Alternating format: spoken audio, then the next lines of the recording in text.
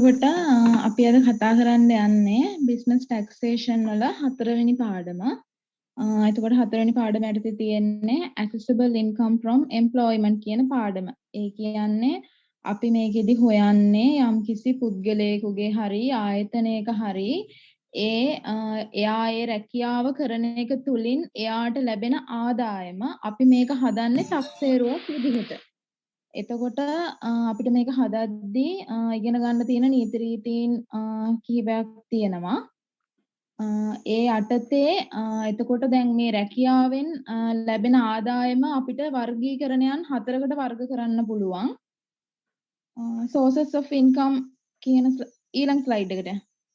එතකොට මේකේ ආදායම් ප්‍රබව විදිහට කියනවා පළවෙනි එකේ employment income ඒ කියලා කියන්නේ සේවා නියුක්තියෙන් ලැබෙන ආදායම.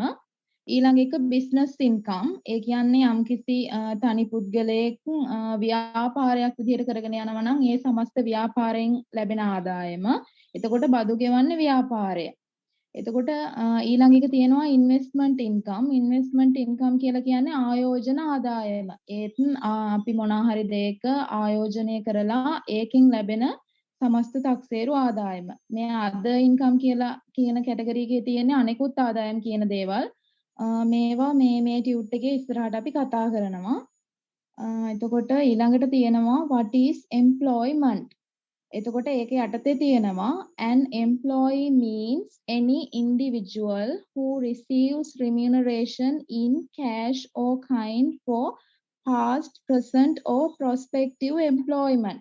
මේකෙන් කියන්නේ සේවා නියුක්තිකයෙක් කියලා කියන්නේ යම්කිසි සේවා නියුක්තියක. සේවා නියුක්තියක් කියලා කියන්නේ සේවයක්. යම්කිසි සේවයක නිරත පුද්ගලයෙක්.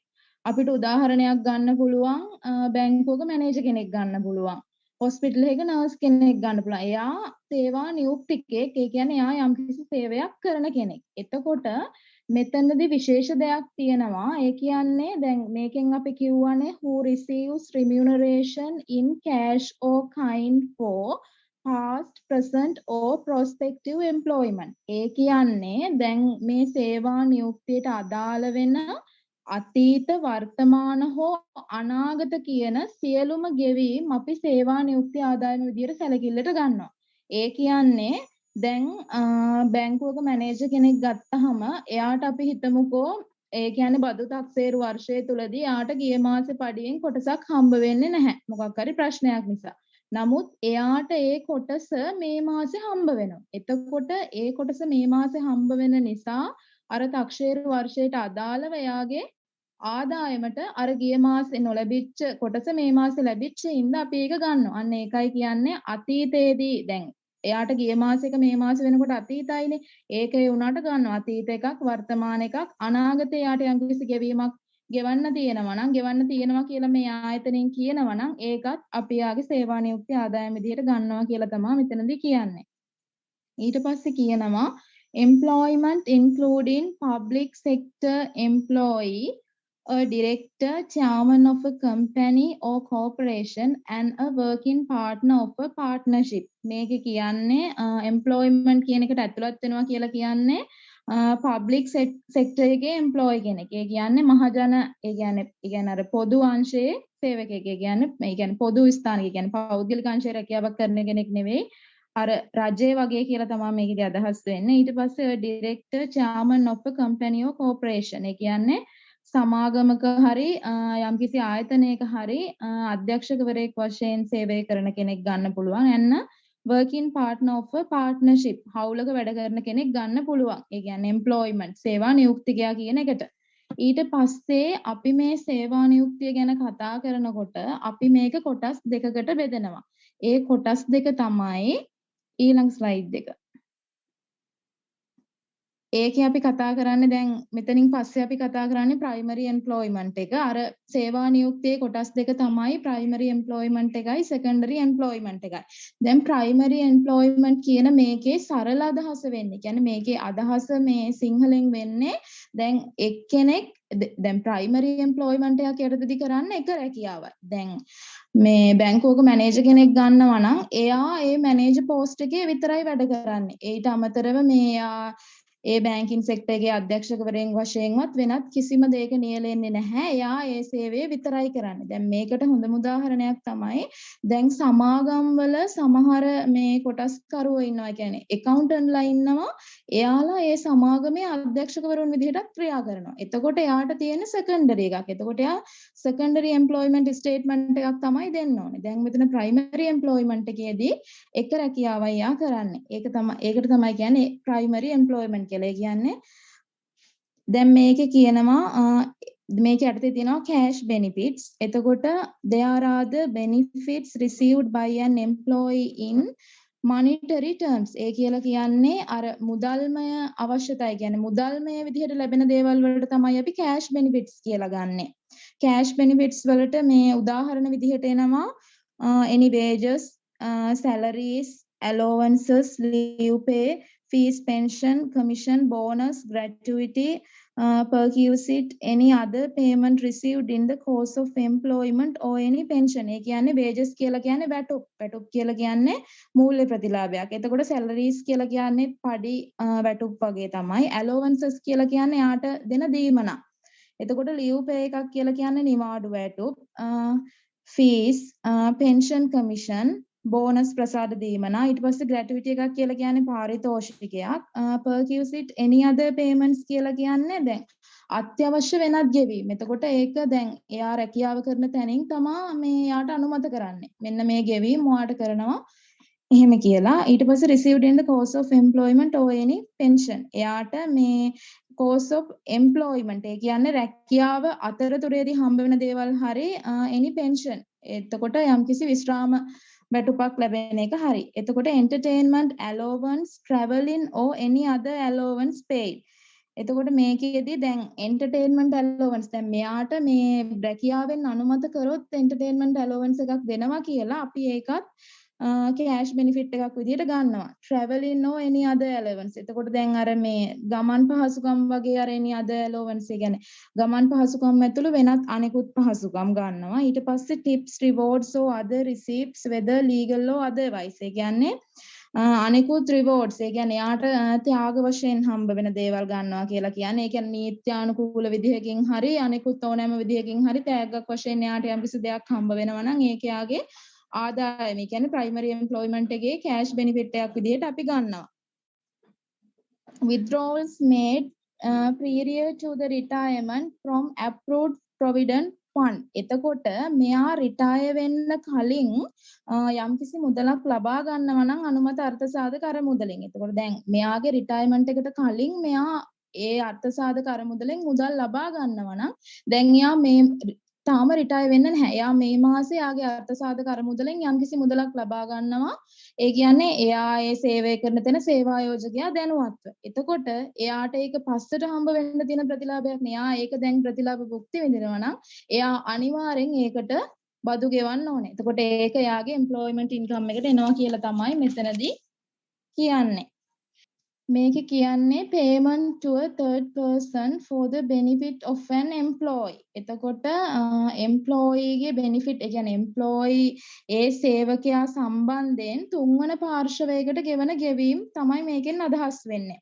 එතකොට මේකේ spouse, child or parent. එතකොට කාලත්‍රය එයාට ගෙවන්න පුළුවන්. එතකොට child ළමයෙක්ට එයාගේ ළමයෙක්ට මේ benefit එකක් ගෙවන්න පුළුවන්. එහෙම නැත්නම් එයාගේ දෙමව්පියන්ට ඒකේ benefit එකක් ගෙවන්න පුළුවන්. ඊට පස්සේ ඊළඟ එකේ තියෙනවා value of holiday warrants or passage granted to you or your family. ඒ කියන්නේ මේකෙදි කියන්නේ එයාට හරි ඒ කියන්නේ රැකියාව කරන සේවා නියුක්තිකයාට හරි එම්ප්ලොයිට හරි එයාගේ පවුලේ අයට හරි ලබා දීලා තියෙන නිවාඩු වරෙන්තු වල වටිනාකම කියලා තමයි මෙතනදී ගන්නෙ. අර වොරන්ට් හම්බ වෙනවා කියලා අර අපි කියන්නේ ඔය ට්‍රේන් වල යද්දි වගේ එහෙම අන්න ඒ වගේ දේවල් වලට ඒ දෙන වොරන්ට්ස් වලටත් ඒකේ සම්පූර්ණ වටිනාකමක් තක්සේරු කරලා ඒකත් එයාගේ ආදායම විදිහට ගන්නවා.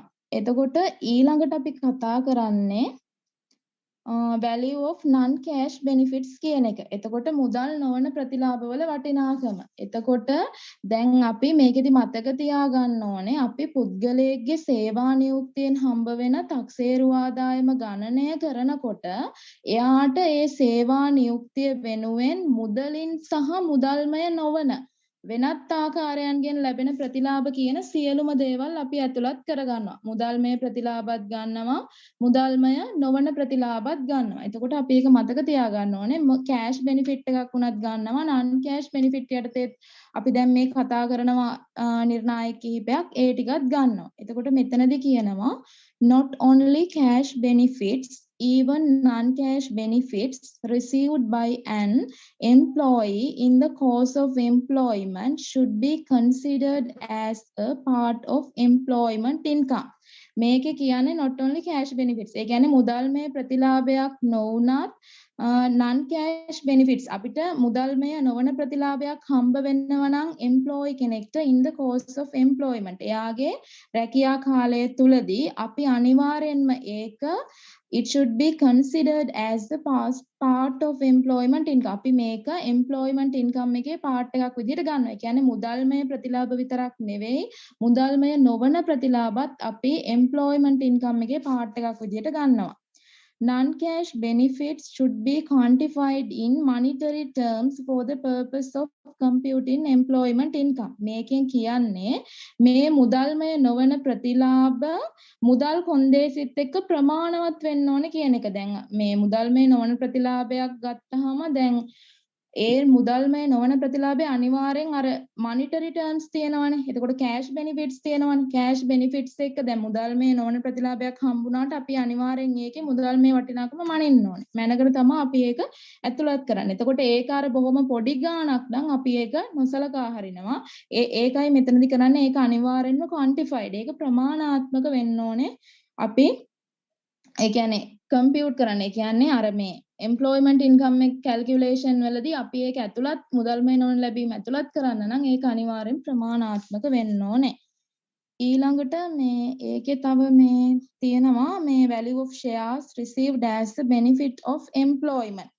මේකෙන් කියන්නේ රැකියා ප්‍රතිලාභයක් ලෙස ලැබුණු කොටස් වල වටිනාකම. එතකොට මේ දැන් කොටස් හම්බ වෙනවා කියලා කියන්නේ මේක මේ non cash benefit වලට උදාහරණයක්. එතකොට දැන් රැකියාවේ ප්‍රතිලාභයක් විදිහට සමහර විට අපිට කොටස් හම්බ වෙනවා. එතකොට කොටස් මිලදී ගන්න කියනවා. අන්න ඒ වගේ අවස්ථාවල් වල අපි මේ කොටස් සම්බන්ධයෙන් වැඩි විස්තරයක් ඉස්සරහදී මේක කතා කරනවා. මේකේ ගණන් තියනවා හදන්න. ඒක මේ කොටස් අපිට හම්බ වෙනවා කියලා කියන්නේ non cash. එතකොට value of company shares awarded by employer. ඒ කියලා කියන්නේ සේවා යෝජකයා විසින් ප්‍රදානය කරන සමාගමේ කොටස් වල වටිනාකම. එතකොට එයා ප්‍රදානය කරනවනේ එයා සේවකයට ලබා දෙනවා මෙච්චරක කොටස් ප්‍රමාණයක් කියලා. අන්න ඒ වගේ දේවල්. ඊළඟට මේ අර ගානට යන් මිස්ටර් පෙරේරා. එතකොට මේකේ මේ ගානක් තියෙන්නේ මේ ගාන තියෙන්නේ කොටස් සම්බන්ධයෙන් දීලා තියෙන්නේ. එතකොට මේකේ කියනවා Mr. Pereira is employed as a manager of company XYZ PLC. During first year, Mr. Pereira received as part of his remuneration package an option to acquire 1000 shares in the company at a price of ඒකක price එක කියනවා 500 කියලා. ඒ කියන්නේ shares 1000ක් එක කොටසක් රුපියල් 500යි කියලා කියන්නේ මෙතනදී. The market value of the shares at the time of allotment to Mr. Pereira is ඒ කියන්නේ ඒකේ market value එක ලක්ෂ 8යි කියලා දීලා තියෙනවා. ඒ කියන්නේ ඒ කොටස් විභාජනය කරන අවස්ථාවේදී market value එක ලක්ෂ 8යි. Mr. Pereira will need to include as his assessable income from employment an amount equivalent to the market value of the shares at the time of allotment. එතකොට Mr. Pereiraට අවශ්‍ය වෙනවා මෙතනදී එයාගේ employment income එකට කොච්චර මේ ඒ කියන්නේ මේ shares වලින් කොච්චර මුදලක් එනවද කියලා මේ හොයන්න කියලා තමයි තියෙන්නේ. Less the consideration paid by Mr. Pereira upon exercising the options which works out to be කියලා එයා ඒ හොයපු ගාන දීලා තියෙනවා. එතකොට අපි මේ කොටස් වලදී කරන්නේ අනිවාර්යෙන්ම දැන් කොටස් වලදී මේ දැන් කොටස් අත්කර ගැනීම සඳහා යම් මනාපයක් පළ කිරීමේ හෝ අයිතියක් ක්‍රියාත්මක කිරීමේ ප්‍රතිඵලයක් විදිහට විභාජනය කරන කොටස් තියෙනවානේ. ඒ විභාජනය කරන කොටස් එක්ක එක්ක එයාට සේවා නියුක්තිය උදෙසා දෙන කොටස් යෝජනා ක්‍රමයක් යටතේ විභාජනය කරන ලද කොටස් වල විභාජනය කරන අවස්ථාව තියෙනවනේ. දැන් මේකේ දීලා තියෙන විභාජනය කරන අවස්ථාවේ at the time of allotment ඒ කියන්නේ allotment time එකේ market value එක තමයි මේකේ ලක්ෂ 8යි කියලා දීලා තියෙන්නේ. අන්න ඒ විභාජනය කරන ලද කොටස් වල විභාජනය කරන අවස්ථාවේ වෙළඳපොළ වටිනාකමෙන් තමයි අපි ඒ කොටස් සඳහා සේවා නියුක්තිකයාගේ දායක මුදල අඩු කරාම ලැබෙන වටිනාකම තමයි අපි සේවා නියුක්තියේ ආදායම විදිහට ගන්න. ඒ කියන්නේ ෂෙයාර්ස් සම්බන්ධ ප්‍රශ්නයකදී දැන් මේ කොටස් තියෙනවානේ, මේ කොටස් වෙළඳපොළට විභාජනය කරනවා. ඒ කියන්නේ මේවා විභාජනය කරනවා. ඒ කියන්නේ මාකට් එකට දෙනවා දැන් සූදානම් මේ කොටස් මෙච්චර ප්‍රමාණයක් ඒවා මිලදී ගන්න පුළුවන් කියලා මාකට් වැලියු එක දීලා තියෙනවා මේකේ ලක්ෂ 8ක්. එතකොට මේක වෙළඳපොළ වටිනාකම. එතකොට මේ වෙළඳපොළ වටිනාකමෙන් අඩු කරන්න ඕනේ මේ කොටස් වලට සේවා නියුක්තිකයාගේ දායක මුදල. සේවා නියුක්තිකයාගේ දායක මුදල කියලා කියන්නේ එයාට ඒ කොටස් මිලදී ගන්න යන වටිනාකම. ඒ කියලා කියන්නේ එයාගේ කොස්ට් එක. එතකොට අපි මේ කොස්ට් එක හොයන්නේ ෂෙයාර්ස් 1000ක් නේ. එතකොට කම්පැනි ප්‍රයිස් එක දීලා තියෙනවා එක ෂෙයා එකක් රුපියල් 500යි කියලා. එතකොට ෂෙයාර්ස් ගණන එක ෂෙයා එකක වැලියු එකෙන් ගුණ කරාම තමයි එන්නේ ඒක දායක මුදල. ඒ කියන්නේ කොස්ට් එක. එතකොට මෙතන දායක මුදල එනවා ලක්ෂ 5ක්. ඒ වෙලාවේ මාකට් වැලියු එක අපිට පැහැදිලිව දීලා තියෙනවා ලක්ෂ 8ක්. ඒ ලක්ෂ 8ෙන් අර ලක්ෂ 5 අඩු කරලා තමයි අපි මෙතන ලක්ෂ 3ක් කියලා ගන්නෙ. එතකොට මේක මේ හොඳටම මතක තියාගන්න ඕන දෙයක්. දැන් කොටස් වලදී මේ පැටලිලි සහගතයි. දැන් සමහර අවස්ථාවලදී සමහර ගණන් වලදී දෙනවා මේ ඒ කොටස් අත් කරගන්න මනාපේ පළ කරන්න අවස්ථාවක් දෙනවා. කොටස් 1000ක් තියෙනවා. ඒක කොටසක් රුපියල් 500යි. එතකොට එයාලා ඒ කොටස් රිලීස් කරනවා මිලදී ගන්න කියලා. එතකොට ඒ කියන්නේ එයාලට ඒ කියන්නේ එයාලගේ කැමැත්ත විමසනවා. අන්න ඒ අවස්ථාවක් අපි ගිණුම්ගත කරන්නේ නැහැ. ඒ කියන්නේ ඒක අපි සේවා නියුක්තිකයාගේ ආදායම විදිහට ගන්නෙ නැහැ. එතකොට එයා යම්කිසි පිරිවැයක් සේවා නියුක්තිකයා යම්කිසි පිරිවැයක් දරලා ඒ කොටස් මිලදී ගන්නවා නම් විතරයි අපි ඒක එයාගේ සේවා නියුක්තිකයාගේ ආදායම විදිහට ඇතුළත් කරන්නේ. මොකද එයා ඒ ගන්න කොටස් වලටත් එයා ටැක්ස් එකක් ගෙවන්න ඕන නිසා. අන්න ඒ හින්දා තමයි ගන්න. එතකොට මෙතනදී අනිවාර්යෙන්ම allotment එකක්, ඒ කියන්නේ විභාජනයක් ඒ කියන්නේ market value එකක් එක්ක shares allotment එකක් දීලා තිබුණොත් විතරයි අපි ඒක ගන්න. එතකොට එතනදී market value එකෙන් අපි cost එක අඩු කරනවා. cost එක කියලා කියන්නේ shares ගණන දීලා තියෙන shares ගණන ගුණ කරනවා. එතකොට යාට ඒක ෂෙයා එකක් මිලදී ගන්න යන වටිනාකම. ඒකත් ගානේ පැහැදිලිව දෙනවා. එතකොට මෙතන මේ මාකට් වැලියු එක ලක්ෂ 8යි. ඒකෙන් අර 1000 ගුණ කරනවා 500න්. එතකොට එතන ලක්ෂ 5ක කොස්ට් එකක් යනවා මෙයාට ඒ ටික සල්ලි වලට ගන්න. එතකොට ඒ කොස්ට් එක අඩු වෙන්න ඕනේ. මොකද මෙයා කොස්ට් එකක් දරනවා. මෙයාට නිකම්ම කොටස් ටික ලක්ෂ 8ට හම්බ වෙන්නේ නැහැනේ. එතකොට එයාට එතන පිරිවැයක් තියෙනවා. ඒ පිරිවැය අඩු කරලා එතකොට ඉතිරි වෙනවා ලක්ෂ 3ක්. එතකොට ලක්ෂ 3 කියන්නේ තමයි මෙයාගේ ලාභය. අනිවාර්යෙන් මෙයා මේ කොටස් වලින් මේ උපයපු ලාභයට මෙයා ටැක්ස් එක ගෙවන්න ඕන නිසා තමයි අපි එයාගේ එම්ප්ලොයිමන්ට් ඉන්කම් එකට මේ ලක්ෂ 3 ඇතුළත් කරන්නේ. එතකොට එයාගේ එම්ප්ලොයිමන්ට් ඉන්කම් එකට ඇතුළත් වෙන්නේ මෙතන මේ ලක්ෂ 3 විතරයි. දැන් මෙතන විභාජනයක් කරනවා කියපු නිසා තමයි අපි මේක මේ විදිහට ගන්නෙ. එහෙම නැතුව විභාජනයක් නැතුව තිබුණොත් අපි මේක ඇතුළත් කරන්නේ නැහැ. එතකොට එයාගේ ආදායමට අපි ගන්නෙ නැහැ. මේක ඔයාලට තේරුණාද? එහෙම නැත්නම් මොනවා හරි ප්‍රශ්නයක් තියෙනවද? ඒ කියන්නේ මේක මෙහෙම ගැළපිල්ලක් අනිවාර්යෙන් මේ කියන්නේ ෂෙයාර්ස් මේ සම්බන්ධ කරයි ගානට. එතකොට මේ මෙතන අර වෙළඳපොළ වටිනාකමෙන් පිරිවැය අඩු කරලා ගන්න එක තමයි මෙතනදි වෙන්නේ. එහෙම ගන්න නම් අනිවාර්යෙන් මෙතන ෂෙයාර්ස් allotment එකක් තියෙන්න ඕනේ. ඒක අපි මතක තියාගන්න ඕනේ. එහෙම විභජනයක් නැතුව මේ නිකම්ම කොටස් ටික මේ රිලීස් කරොත් එයාලට මනාපේ පළ කරන්න හරි මේ වෙනත් යෝජනා ක්‍රමයක් යටතේ ප්‍රදානය කරලා තිබ්බොත් හරි එහෙම තිබ්බොත් ගන්න නැහැ. අනිවාර්යෙන්ම ගානේ තියෙන්න ඕනේ ඒක allotment එකක් කියලා. ඒක විභාජනයක් කියලා. එහෙම තිබ්බොත් විතරයි අපි මාකට් වැලියු එකෙන් ඒක මිලදී ගන්න යන කොස්ට් එක අඩු කරලා ගන්න. එතකොට මේකේ උත්තරය වෙන්නේ ලක්ෂ 3යි. ඒකේ තියන්නේ residence provided by the employer. එතකොට අපි මේ ඔක්කොම ටික කතා කරන්නේ primary employment එකේදී. එතකොට දැන් මේකෙදි දෙනවා residence provided by the employee. ඒ කියලා කියන්නේ සේවා යෝජකයා විසින් සපයලා තියෙන වාසස්ථානයක වටිනාකම. මේ කියන්නේ අපි මේක සරල අදහස ගත්තොත් මේ ඔය මේ දැන් quarters දෙන්නේ අන්න ඒ වගේ දැන් ඔය රේල්වේ බැංකුව ඒ වගේ තැන්වල quarters දෙනවනේ. සේවකයාට quarters දෙනවා. අන්න ඒ දෙන වාසස්ථානය. එතකොට ඒකට අර නිල නිවසක් දෙනවා කියලා කියනවා. අන්න ඒ දේ සම්බන්ධයෙන් තමයි මෙතනදී කතා කරන්නේ. එතකොට මේකෙදි වෙන්නේ if the monthly remuneration is less than or equal to ලක්ෂ දෙකක් and the resident is in.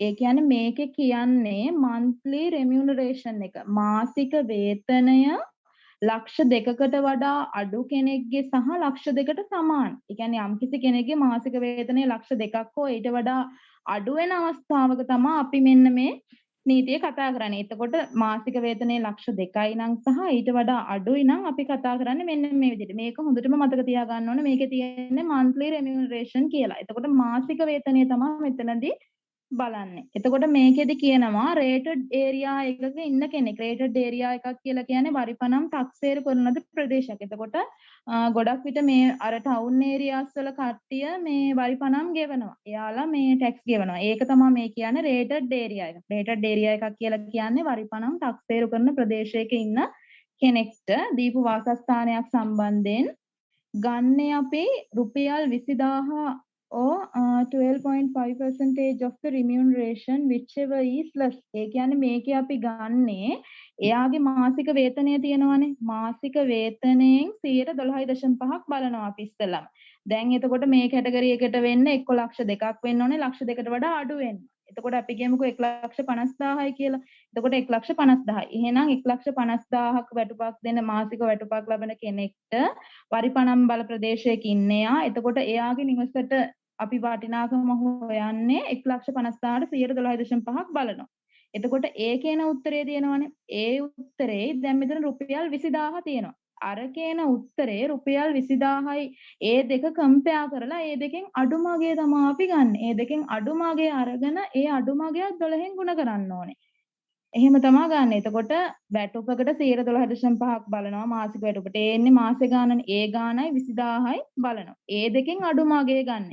අර වැටුපට එන ගාන 20000ට වඩා වැඩි වුණොත් අපි ගන්න 20000. එතකොට 20000 ඒවා 12කට තමයි අපි employment income එකට ඇතුළත් කරන්නේ. ඊළඟට තියෙනවා unrated area. unrated area එකක් කියලා කියන්නේ වරිපනම් බල ප්‍රදේශයක් නොවන area එකක්.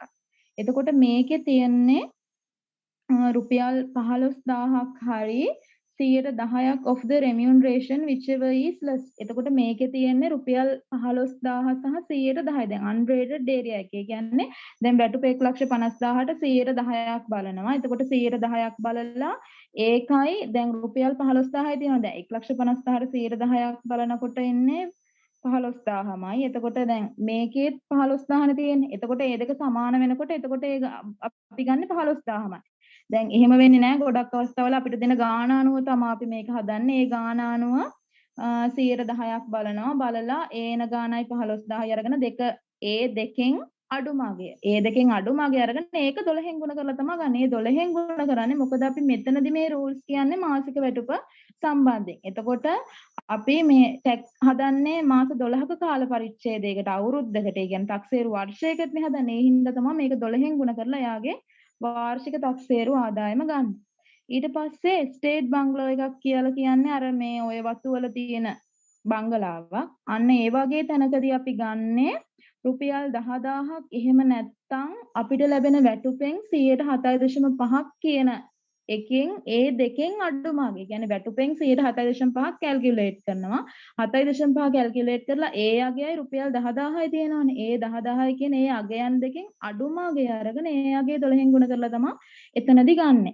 එතකොට මේ ටික මේ මතක තියාගන්න ඕනේ. rated area, unrated area, state bungalow. ඒ කියන්නේ සමහර විට ඒක අපිට නොදෙන්නත් පුළුවන්. සමහර විට එහෙම දෙනවා. ඒ කියන්නේ අපිට මෙහෙම කැල්කියුලේට් කරලා ගන්න දෙනවා. එහෙම නැත්නම් ඒ නිවසේ වටිනාකම එයාලම 탁සේරු කරලා දෙනවා අවුරුද්දටම.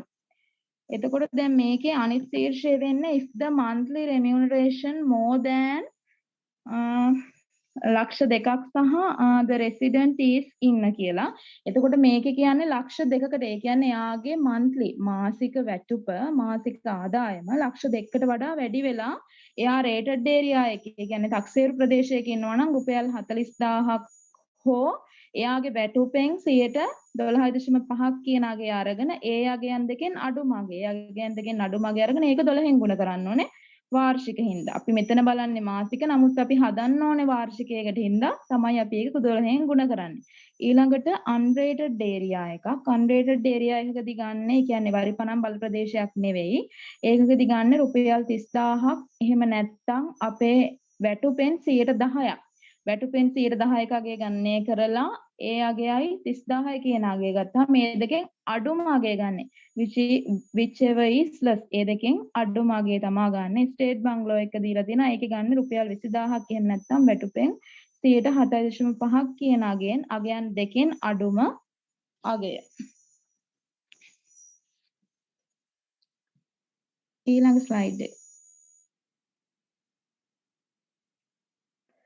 දැන් එතකොට මේකේ තව එකක් තියෙනවා. if the resident is provided with furniture 2.5% of the remuneration or 5,000 rupees. එතකොට දැන් මේකේ කියනවා residence එක ඒ නිවස දෙනවා නම් furnitures එක්ක ගෘහ භාණ්ඩත් එක්කම නිවසක්. දැන් සමහර ගණන් වලදී කියනවා මේ residence එක අපිට දෙන්නේ furnitures එක්ක කියලා. අන්න එහෙම අවස්ථාවකදී අපි හදන්නේ එතකොට අපි බලනවා මම කියන්නේ එතකොට කරන්නේ මාසික වැටුපෙන් 2.5ක් බලනවා.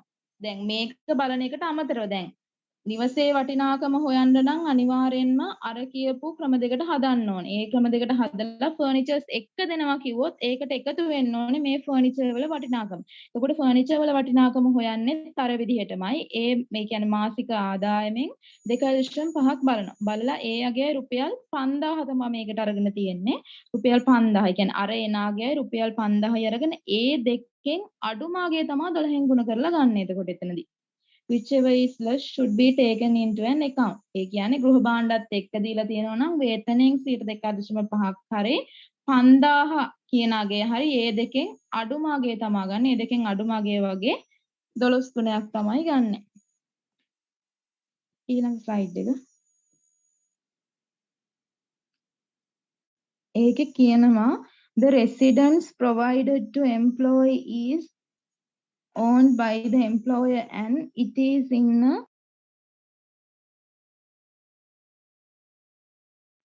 ඒකේ කියන්නේ the residence provided to employee is owned by the employer and it is in a rated area. Furniture has also been provided.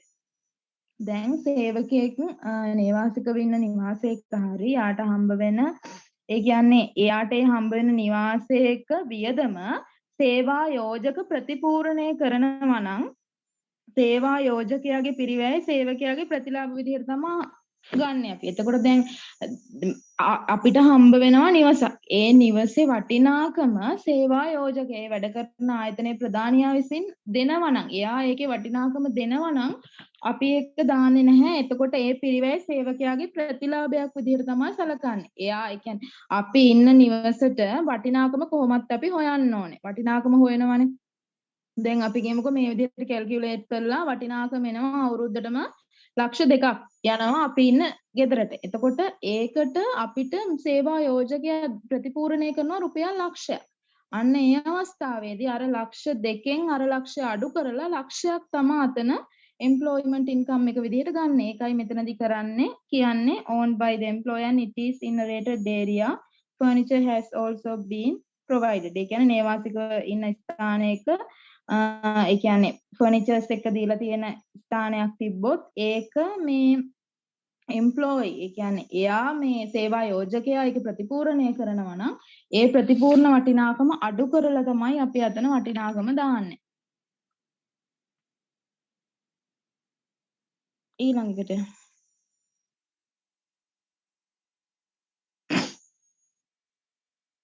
ඊළඟට මේකේ අපි කතා කරන්නේ අර මේ නිවාසයක වටිනාකම කතා කරා. ඊළඟට මේකේ තියෙන්නේ මේ value of transport facilities provided by the employer. ඒ කියන්නේ සේවා යෝජකයා විසින් සපයන ප්‍රවාහන පහසුකමක වටිනාකම. එතකොට සේවා යෝජකයන් සේවකයන්ට ප්‍රවාහන පහසුකම් සපයනවා. ඒ සපයන ප්‍රවාහන පහසුකම් සම්බන්ධයෙන් තමයි අපි මේකෙදි කතා කරන්නේ. මේකේ කියනවා the value of benefit to an employee from the private use of any motor vehicle should be the value specified as follows. ඒ කියන්නේ යාට මේ ඒ සේවකයාට ප්‍රතිලාභයක් වශයෙන් හම් වෙන මෝටර් වෙහිකල් එකක්. මෝටර් රථයක වටිනාකම කොහොමද අපි කැල්කියුලේට් කරන්නේ කියලා තමයි මේ chart එකෙන් කියන්නේ. If no proper running charts are maintained per month. එතකොට මේ running chart එක මේන්ටේන් වෙන්නේ මේකත් අපි මාසෙකට තමයි හදන්නේ. ඒකත් අපි මතක තියාගන්න ඕනේ. දැන් මෙතන මේ දීලා තියෙනවා එන්ජින් ධාරිතාවය ඊළඟ ස්ලයිඩ් එක.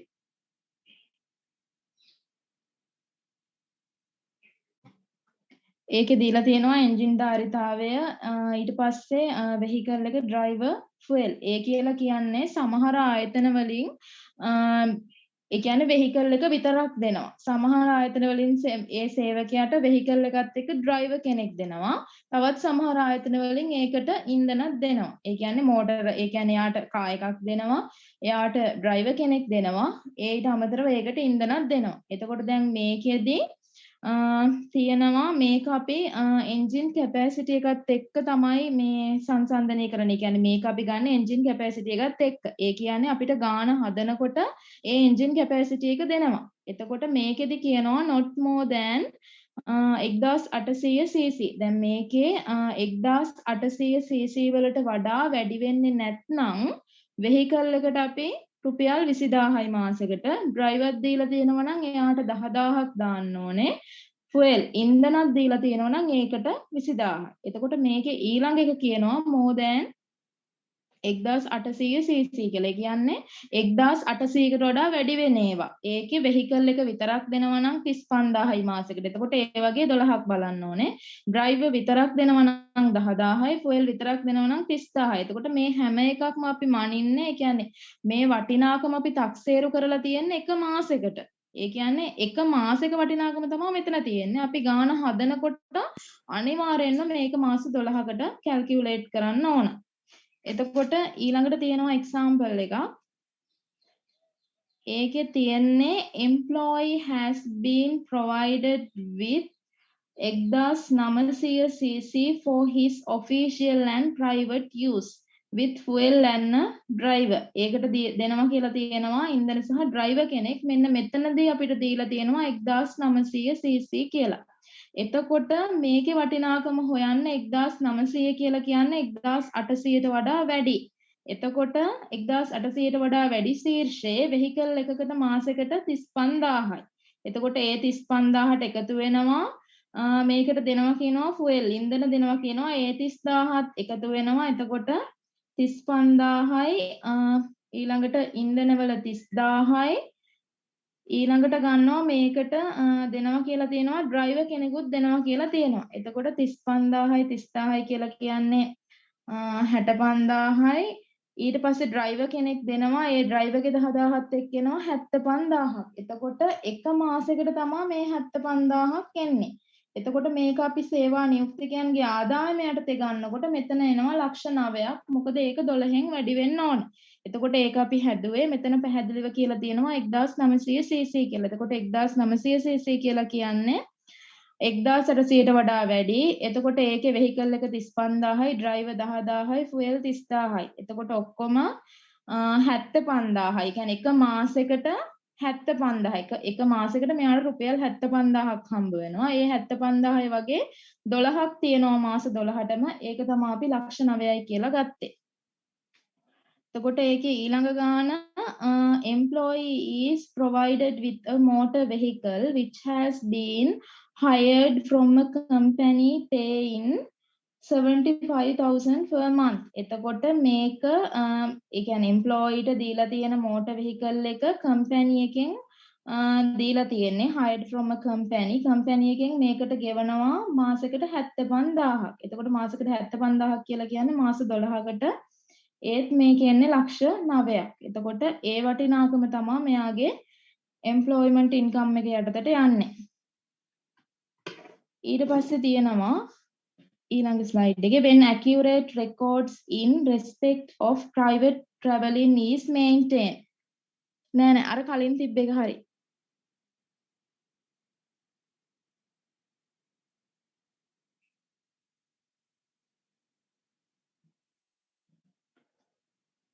when accurate records in respect of private traveling is maintained. ඒ කියන්නේ පුද්ගලික සංචාරයක් සම්බන්ධයෙන් වාර්තා පවත්වා ගන්න විදිහ තමයි මේකෙදි කියන්නේ for field works ශේෂ්ත්‍ර කාර්යයන් වලදී.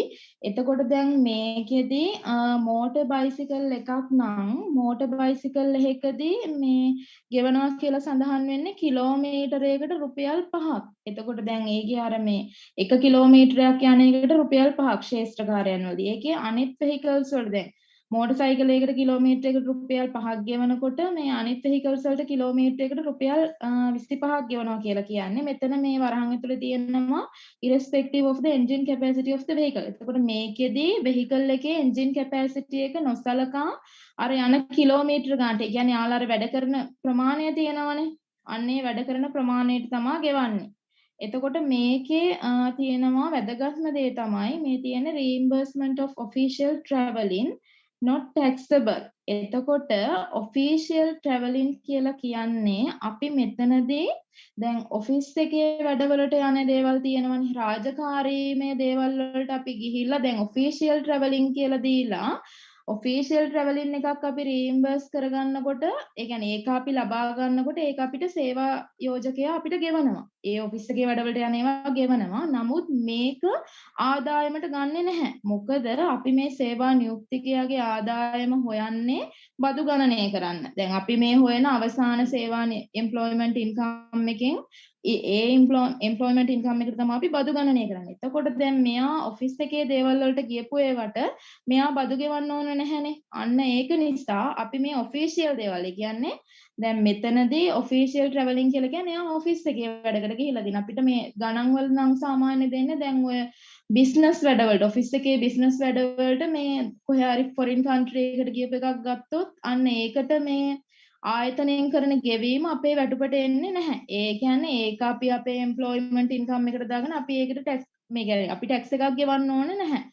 අන්න ඒකයි මෙතනදී කියන්නේ මේක හොඳටම මතක තියාගන්න ඕනේ reimbursement of official travelling කියලා කියන්නේ ඔෆිස් එකේ වැඩවලට අපි ගමන් ඒ කියන්නේ අපි travel කරපුවා. ඒ කියන්නේ ඒක අපි යන්නේ official purpose වලට. ඒ කියන්නේ ඔෆිස් එකේ වැඩකට තමයි අපි යන්නේ. ඒක අපි නැවත ලබා ගන්නකොට අපි ඒක ඇතුළත් කරන්නේ නැහැ. official දේවල් ඇතුළත් කරන්නේ නැහැ. මෙතනදී දාන්නේ පෞද්ගලික දේවල් විතරයි. ඒ කියන්නේ අපි නේකට ටැක්ස් ගෙවන්නේ. එතකොට අපිට පෞද්ගලිකව දෙනවා නම් මේ allowance එකක් මෙච්චරයි මේ travelling කරන්න මාසෙකට කියලා අන්න ඒකට අපි බදු ගෙවන්න ඕනේ. මේ ඔෆිස් එකේ වැඩවලට ගිහින් තියෙන. ඒකට අපි බදු ගෙවන්න ඕනේ නැහැ. ඒකයි මේක පැහැදිලිවම කියන්නේ not taxable කියලා. ඒ කියන්නේ මේක taxable වෙන්නේ නැහැ. අන්න travelling allowance එකක් දීලා තියෙනවා නම් ඒක taxable. ඒ කියන්නේ අපිට ආයතනෙන් travelling allowance එකක් දීලා තියෙනවා. දීමනාවක්. අපි travelling allowance එකට කවදාවත් ආයතනයේ වැඩවලට යන්නේ නැහැනේ. ආයතනයේ වැඩවලට යන්න වෙනම විදිහක් තියෙනවා. එතකොට ඒවා අපි claim කරගන්නවා. ඒ කියන්නේ ආයතනයේ වැඩවලට ගියපු ඒවා අපි ආය කරගන්නවා. reimburse කරගන්නවා. එතකොට මෙතනදී අපිට ආයතනයෙන් දෙනවා travelling allowance එකක්. සාමාන්‍ය මේ allowances දෙන්නේ මේ මාසිකව නෙමෙයි අවුරුද්දකටම වගේ.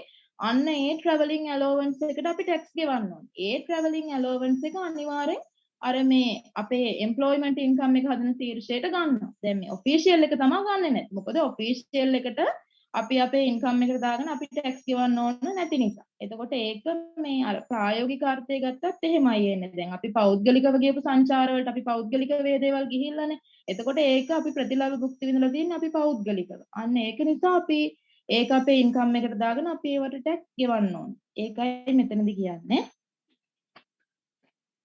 ඊළඟ slide එකට.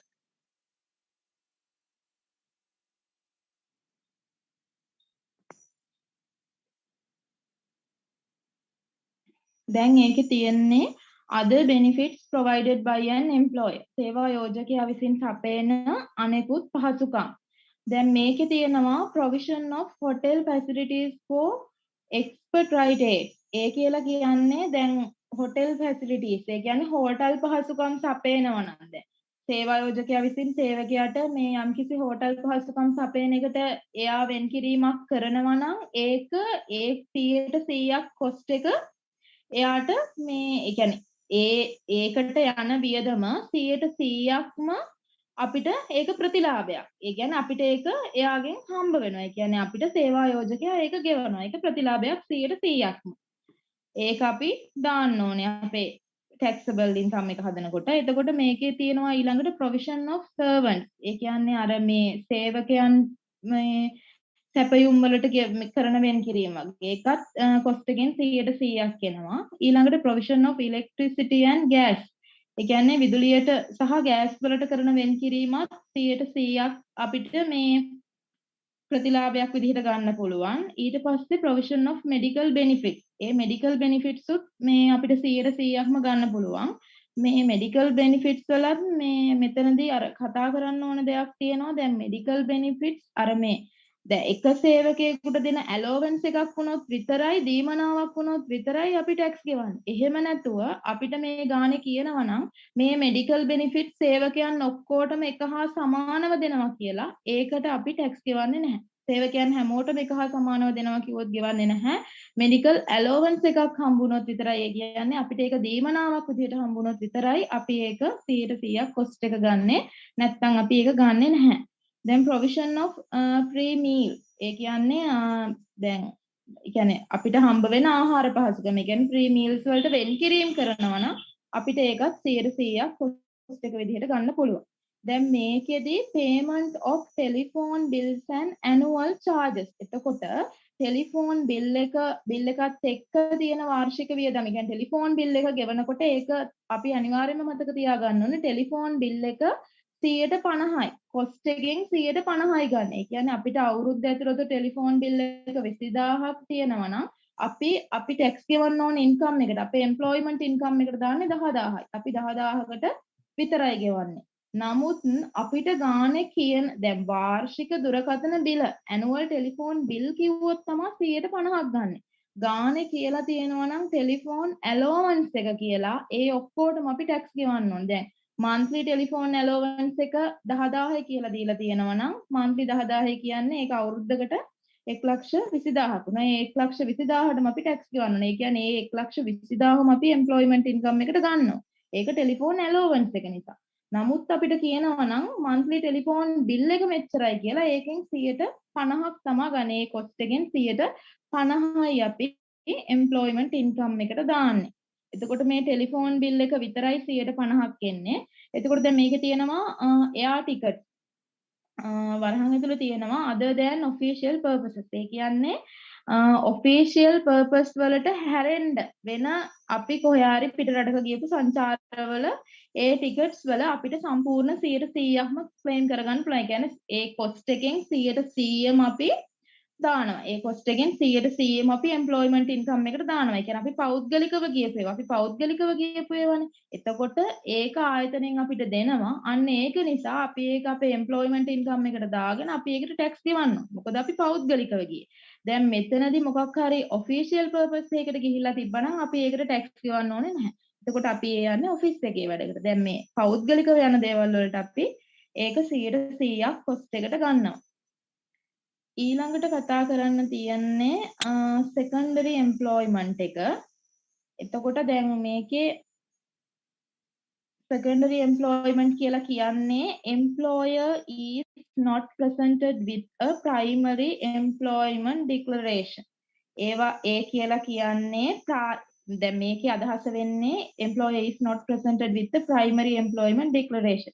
The employer ඒ කියන්නේ සේවකයා ප්‍රාථමික සේවා නියුක්ති ප්‍රකාශනයක් දීලා නැති අවස්ථාවක එයා ප්‍රාථමික සේවා නියුක්ති ප්‍රකාශනයක් දෙන්නේ නැත්නේ එයා තවත් සේවයක සේවය වෙන නිසා එයාට ද්විතීයික සේවයක් තියෙන නිසා ඒ කියන්නේ සේවා නියුක්තිකේ එක සේවා නියුක්තියකට වඩා කරනකොට ඒ කියන්නේ එක සේවා නියුක්තියක් කරනකොට ඒක ප්‍රාථමික සේවා නියුක්තියක්. දැන් සේවකයෙක් එක සේවා නියුක්තියයි නම් කරන්නේ ඒක ප්‍රාථමික. එතකොට එයා එක සේවා නියුක්තියකට වඩා වැඩියෙන් කරනවා නම් එයා ද්විතීයික සේවා නියුක්තියක් කරන්නේ.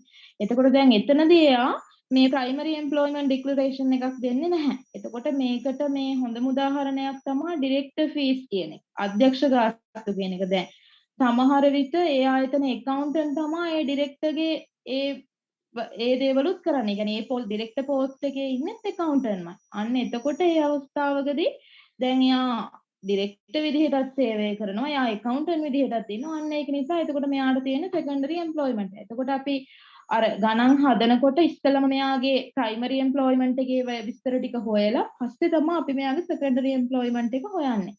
එතකොට දැන් මේකේ තියෙනවා where the monthly payment to the employee is less than or equal to 50,000 rupees per month at 10% කියලා. එතකොට මේකේ කියන්නේ දැන් එයාගේ secondary employment එකෙන් හම්බ වෙන මුළු මාසික ඒ කියන්නේ එයාට මාසිකව එයාගේ secondary employment එකෙන් හම්බ වෙන වැටුප 50,000ට වඩා අඩු නම් ඒ කියන්නේ ඒක 50,000ට වඩා අඩු නම් හෝ සමාන නම් 10%ක අනුප්‍රමාණයක් තමයි අඩු කරන්නේ. කියන්නේ දැන් මෙයාගේ secondary employment එකෙන් හම්බ වෙනවා කියමුකෝ රුපියල් 40,000ක් හම්බ වෙනවා කියමුකෝ මාසික. එතකොට මේක තියෙන්නේ 50,000 හෝ 50,000ට අඩු කියන ශීර්ෂයෙන්. එතකොට ඒ 40,000න් 10%ක් තමයි අඩු වෙන්නේ. ඊට පස්සේ අනිත් එකේ කියනවා where the monthly payment to the employee exceeds 50,000 rupees per month at 20% tax credit කියලා. එතකොට 50,000 ඉක්මවන ඒ කියන්නේ 50,000ට වැඩි ඉතිරි කොටස මත 120ක අපි බද්දක් අඩු කරන්න ඕනේ. දැන් set off against tax payable කියලා කියන්නේ අපි ගෙවන්න ඕන බදු වලට එරෙහිව. දැන් මේ බදු අඩු කරන්නේ දැන් අපි ගෙවන්න ඕන වෙනත් බදු තියෙනවනේ.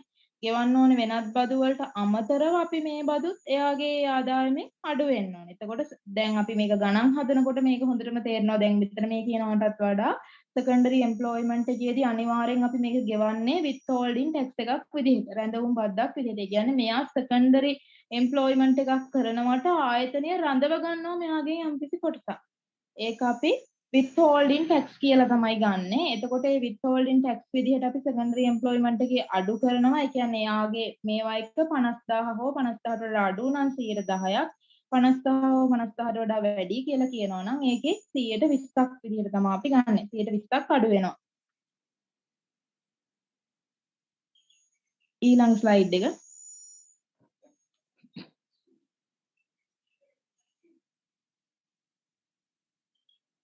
The director's pay received from the Mobitel company, which is his second employment, was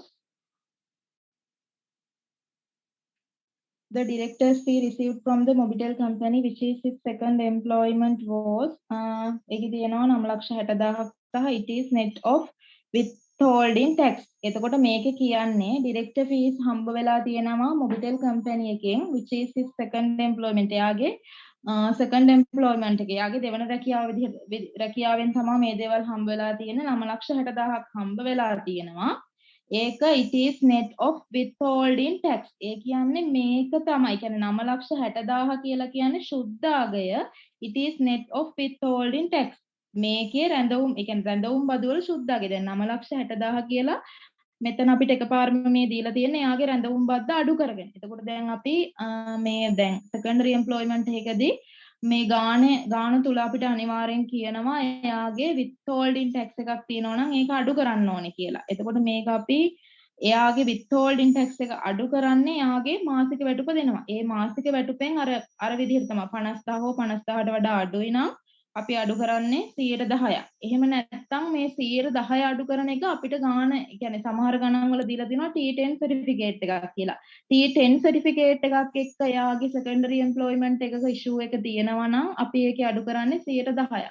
ඊට පස්සේ T20 certificate කියලා certificate එකක් තියෙනවා. ඒක T20 කියලා අපිට දුන්නොත් අපි 120ක් තමයි අඩු කරලා ගන්න. ඒකයි මෙතනදි මේ කියන්නේ. එතකොට ඊළඟ slide එක. ඒකේ තියෙන්නේ once and for all receipts කියලා. ඒකේ තියෙන්නේ ඒ කියන්නේ එකපාරක් ලැබෙන සියලුම ලැබීම්. එතකොට මේවා අපිට හම්බ වෙන්නේ එකපාර. එතකොට retiring gratuity එකක්. විශ්‍රාමික පාරිතෝෂිකයක් හම්බ වෙන්නේ එකපාර. ඒ කියන්නේ අපි retire වෙනකොට තමයි retiring gratuity එකක් අපිට හම්බ වෙන්නේ. ඊට පස්සේ commuted pension. ඒ කියන්නේ මේකේ කියන්නේ අර සංක්‍රමණික විශ්‍රාම වැටුප වගේ. ඒ කියන්නේ ඒත් අර මේ විශ්‍රාම වැටුපට හම්බ වෙන සංක්‍රමණිකයක් වගේ මේ මට මේක නම් ඇත්තටම මේ අර ලොකුවට පැහැදිලි කිරීමක් තේරෙන්නේ නැහැ. commuted pension එකක්. ඊට පස්සේ compensation for loss of office. ඒ කියන්නේ compensation for loss of office කියලා කියන්නේ අපිට දැන් කාර්යාලය තුල සේවය කරන අතරතුරේදී අපිට මේ යම්කිසි අහිමි වීම තියෙනවනේ. අපිට කාර්යාලයේ වැඩ කරගෙන යනකොට අපිට යම්කිසි පාඩුවක් සිද්ධ වෙනවා. අන්න ඒ වගේ දේවල් වලට අපිට වන්දියක් ගෙවනවා. එතකොට ඒ වන්දිය ගෙවන්නේ එකපාරයි. කාර්යාලයේ කියන්නේ අපිට මොනවා හරි අහිමි වෙන එකත් එක්ක follows of office. ඒ කියන්නේ ඔෆිස් එකේදී අපිට මොනවා හරි අහිමි වෙන දෙයක් සම්බන්ධයෙන් ගෙවන ගෙවීම. ඊට පස්සේ sums paid on retirement from an approved provident fund or any regulated provident fund. ඒ කියලා කියන්නේ අනුමත අර්ථ සාධක අරමුදලකින් එහෙම නැත්නම් නියාමනය කරන අර්ථ සාධක අරමුදලකින් විශ්‍රාම යාමකදී ගෙවන මුදලක්. අපි විශ්‍රාම යනකොට අනුමත අර්ථ සාධක අරමුදලකින් වෙන්න පුළුවන්. එහෙම නැත්නම් regulated provident fund එකක්. තවත් නියාමනය කරපු එකත් ඒකත් කියලා කියන්නේ අර අනුමත අර්ථ සාධක අරමුදලක් වගේ අර ඒක වෙනුවට තව තියෙන මේ නියාමනය කරන අර්ථ සාධක අරමුදලකින් ගෙවන මුදලක්. විශ්‍රාම යනකොට ඒවත් අපිට එකපාර හම්බ වෙන. අපිට ඒවා මාසිකව හම්බ වෙන දේවල් නෙවෙයි. ඊට පස්සේ sums paid from the employee trust fund. අන්න සේවක භාරකාර අරමුදලක් මගින් ගෙවන මුදල්. එතකොට සේවක භාරකාර අරමුදලේ මුදල් සේවක අර්ථ සාධක අරමුදලේ මුදල් මේ මුදල් එකපාර තමයි හම්බ වෙන්නේ. එතකොට මේ දේවල් once and for all receipts. ඒ කියන්නේ එකපාරයි හම්බ වෙන්නේ.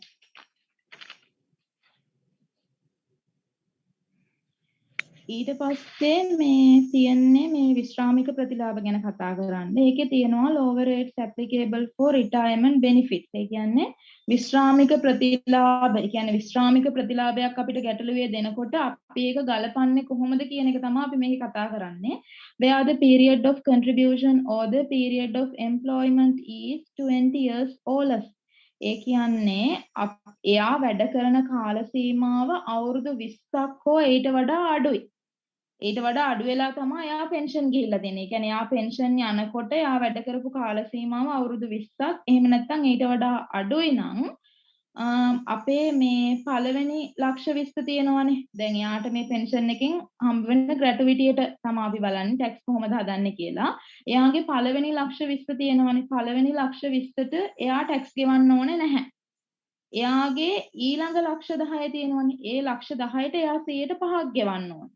එතකොට ඒ ලක්ෂ 10ත් ඇරුණාම එයාගේ ඊළඟ ඉතුරු වෙන කොටසට එයා 110ක් ගෙවන්න. උදාහරණයක් විදිහට දැන් කෙනෙක් පෙන්ෂන් යනකොට එයාට හම්බ වෙනවා ලක්ෂ 50ක්. එතකොට ලක්ෂ 50ක් හම්බ වෙනකොට පළවෙනි ලක්ෂ 20ට එයා ටැක්ස් එකක් ගෙවන්න ඕනේ නැහැ. ඊළඟ ලක්ෂ 10ට 105ක් ගෙවන්න ඕනේ. එතකොට 20ක් ටැක්ස් එකෙන් නිදහස්. එතකොට එයාට බදු ගෙවන්න ඕනේ මුදල විදිහට තියෙනවා ලක්ෂ 30ක්. ඒ 30න් පළවෙනි ලක්ෂ 10ට 105 ගාන ගෙවුවාම දෙවෙනියට on the balance කියලා කියන්නේ ඉතිරි ශේෂය තව තියෙනවා 30න් 10ක් ගිහුම 20. ඒ 20ට එයා 110 ගානේ ගෙවන්න ඕනේ. ඕක තමයි ඒකේ දලා අදහස වෙන්නේ. ඊළඟ ස්ලයිඩ් එක. ඊට පස්සේ මේකේ තියෙනවා where the period of contribution or the period of employment is more than 20 years. එතකොට එයාගේ වැඩ කරන කාලය period of employment කියලා කියන්නේ එයාගේ සේවා කාලය අවුරුදු 20ට වඩා වැඩි වෙනකොට අවුරුදු 20ට වඩා වැඩි නම් එයාගේ පළවෙනි ලක්ෂ 50ම බද්දෙන් නිදහස් වෙනවා. ඊළඟ ලක්ෂ 10ට 105යි ඊළඟ ඉතුරු වෙන on the balance කියන්නේ දැන් අනිකුත් ඉතිරි ශේෂ. ඒකට 110යි. දැන් උදාහරණයක් විදිහට එයාට ලක්ෂ 70ක් හම්බ වෙනවා මෙයාගේ ග්‍රැටුවිටි එක හරි එහෙම නැත්නම් වෙන යම් ෆන්ඩ් එකකින් එකපාරට එයාට ලක්ෂ 70ක් හම්බ වෙනවා එයා පෙන්ෂන් ගියපු එකකින්. එතකොට එයාගේ පළවෙනි ලක්ෂ 50ට එයා ටැක්ස් ගෙවන්න ඕනේ නැහැ. එතකොට මෙතනදී අනිවාර්යයෙන් සේවා කාලය අවුරුදු 20ට වැඩි වෙන්න ඕනේ. පළවෙනි ලක්ෂ 50 ගෙවන්න ඕනේ නැහැ. එතකොට ලක්ෂ 70න් 50 ගිහුවම තව ලක්ෂ 20ක් තියෙනවා. ඊළඟ 1 ලක්ෂ 10කට 105 ගානේ ගෙවන්න ඕනේ. 20න් අනිත් තව ඉතුරු වෙනවා ලක්ෂ 10ක්. ඒකට ගෙවන්න ඕනේ 110 ගානේ. ඊළඟට මේ එක්සාම්පල් එකක් තියෙනවා. ඒකේ තියෙනවා Mr. X was an employee and he retired from his employment. As a retirement benefit he gets the following. එයාට මේ retirement benefit එකක් විදිහට හම්බ වෙන දේවල් දීලා තියෙනවා. gratuity පාරිතෝෂිකයක් හම්බ වෙනවා ලක්ෂ 60ක්. එයාට EPF එකක් හම්බ වෙනවා ලක්ෂ 80ක්. ETF එකක් හම්බ වෙනවා ලක්ෂ 10ක්. අපිට මේකේ කියන්නේ what will be the liable retirement income and tax. එතකොට දැන් මේ ගානේදී මේ liable retirement income එකක් හොයලා tax එකක් හොයන්නත් දැන් මේ ගානේ මේ කියලා නැහැ මේ මෙයා මේ විශ්‍රාම යද්දී මෙයා කොච්චර කාලයක් වැඩ කරලා තියෙනවද කියලා. අන්න ඒ ගැටලුවත් එක්ක මේ ගාන හදන විදිහක් මේ කාට හරි මේ අදහසක් තියනවද මේ ගාන හදන්න ඕන විදිහක් ගැන? මේක අර එක්ක කාල සීමාව මගේ හැරිලා එහෙම නැත්නම් මේ ගානේ මේ මොකක් හරි ප්‍රශ්නයක් තියෙන්න ඕනේ. එහෙම මොකක් හරි අදහසක් තියෙනවද කාට හරි?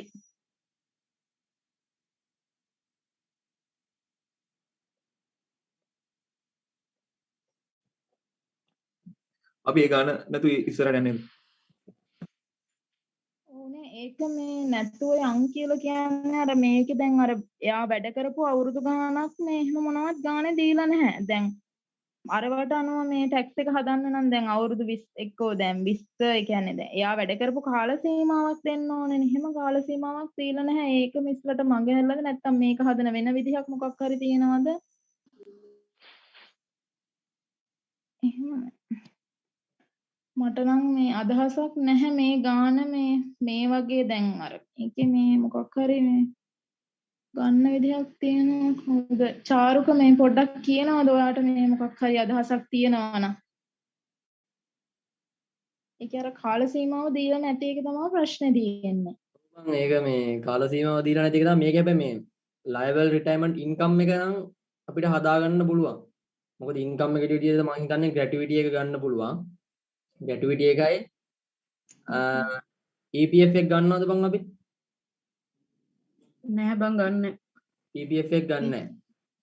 ඔව්. EPF එක ගන්න නැහැ නේ. නෑ EPF ගන්න නැහැ ETF එක ගන්න ඕන. EPF එක ගන්නවා. මොකද EPF එක ගෙවන්නේ මෙයානේ. ඒ කියන්නේ සේවා යෝජකයානේ. සේවා යෝජකයා විසින් කරන එකක් තමයි EPF. ඕකේ තියෙනවා වෙනම මේ ටියුට් එක බලන්න. ටියුට් එක බලද්දී තියෙනවා මේ රජයේ මොකක් හරි අපි කියන්නේ මොකක් හරි ෆන්ඩ් එකකට හරි නැත්නම් EPF එකකට ETF අර්ථ සාධක අරමුදලකට සේවා යෝජකයා විසින් කරන ගෙවීම් මේ ගන්නෙ නැහැ අපේ ආදායම බලද්දී. ඒකට ETF එක ගන්න මොකද ETF එක අපේන්නේ කැපෙන්නේ නේ? එහෙම නේ රෝමි?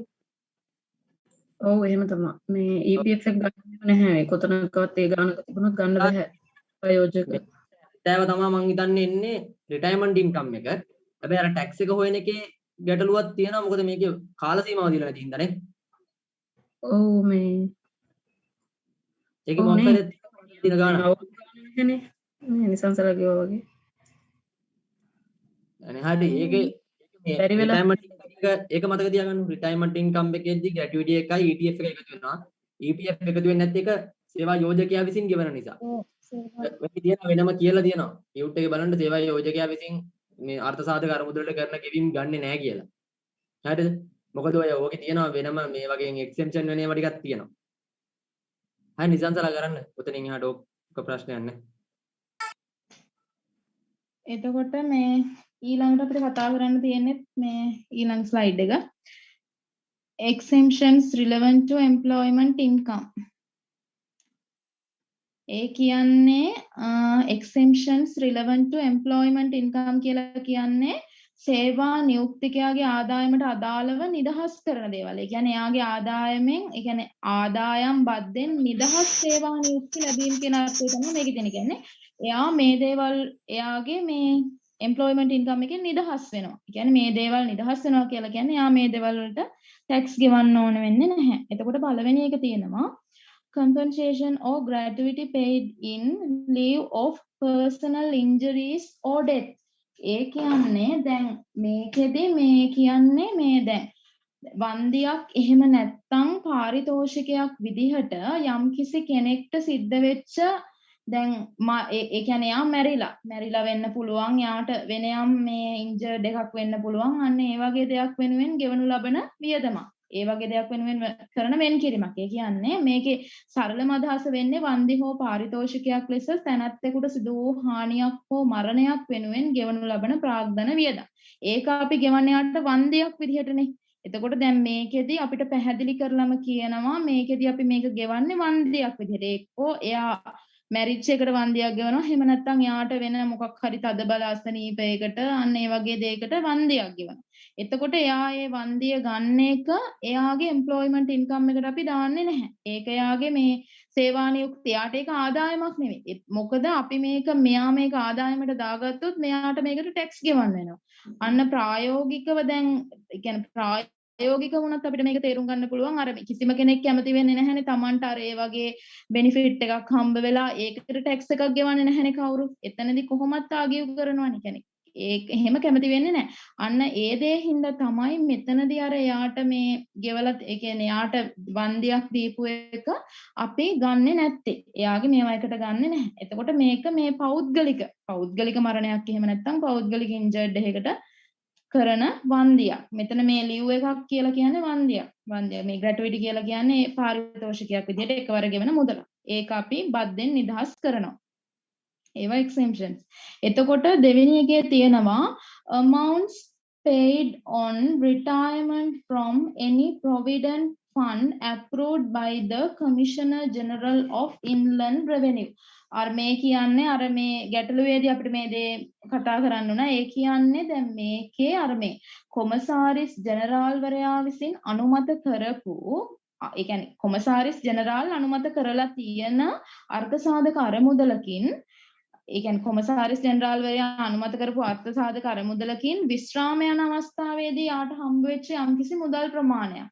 ඒක අපි මේ ආදායම් බද්දෙන් නිදහස් වෙනවා. ඒ කියන්නේ ඒකත් exemption එකයි. ඒ කියන්නේ amounts paid on retirement from any provident fund. ඒ කියන්නේ ඕනෑම අර්ථසාධක අරමුදලකින් අර EPF එක. ඒක අපි ගන්නෙ නැහැ. ඒක බද්දෙන් නිදහස් වෙනවා. අර අපි අර ගැටලුවේදීත් EPF එක ගත්තේ නැහැ. අන්න ඒ හේතුව නිසා තමයි ගන්නෙ නැත්තේ. ඒක මෙතන පැහැදිලිව කියලා තියෙනවා. එතකොට මේක ඒ කියන්නේ මේ ප්‍රධාන කරුණක්. අනිවාර්යෙන්ම අපි EPF එක ඒ කියන්නේ Inland Revenue Department එකෙන් කමිෂනර් ඒ කියන්නේ එයා අප්‍රූව් කරලා තියෙනවා නම් අපි ඒක ගන්නෙ නැහැ. අර්ථසාධක අරමුදලකින් එයාට ගෙවන ගාණක් එකපාර ලොකු ගාණක් හම්බ වෙනවා එයාට EPF එකක් විදිහට. ඒ ගාණ අපි ගන්නෙ නැහැ.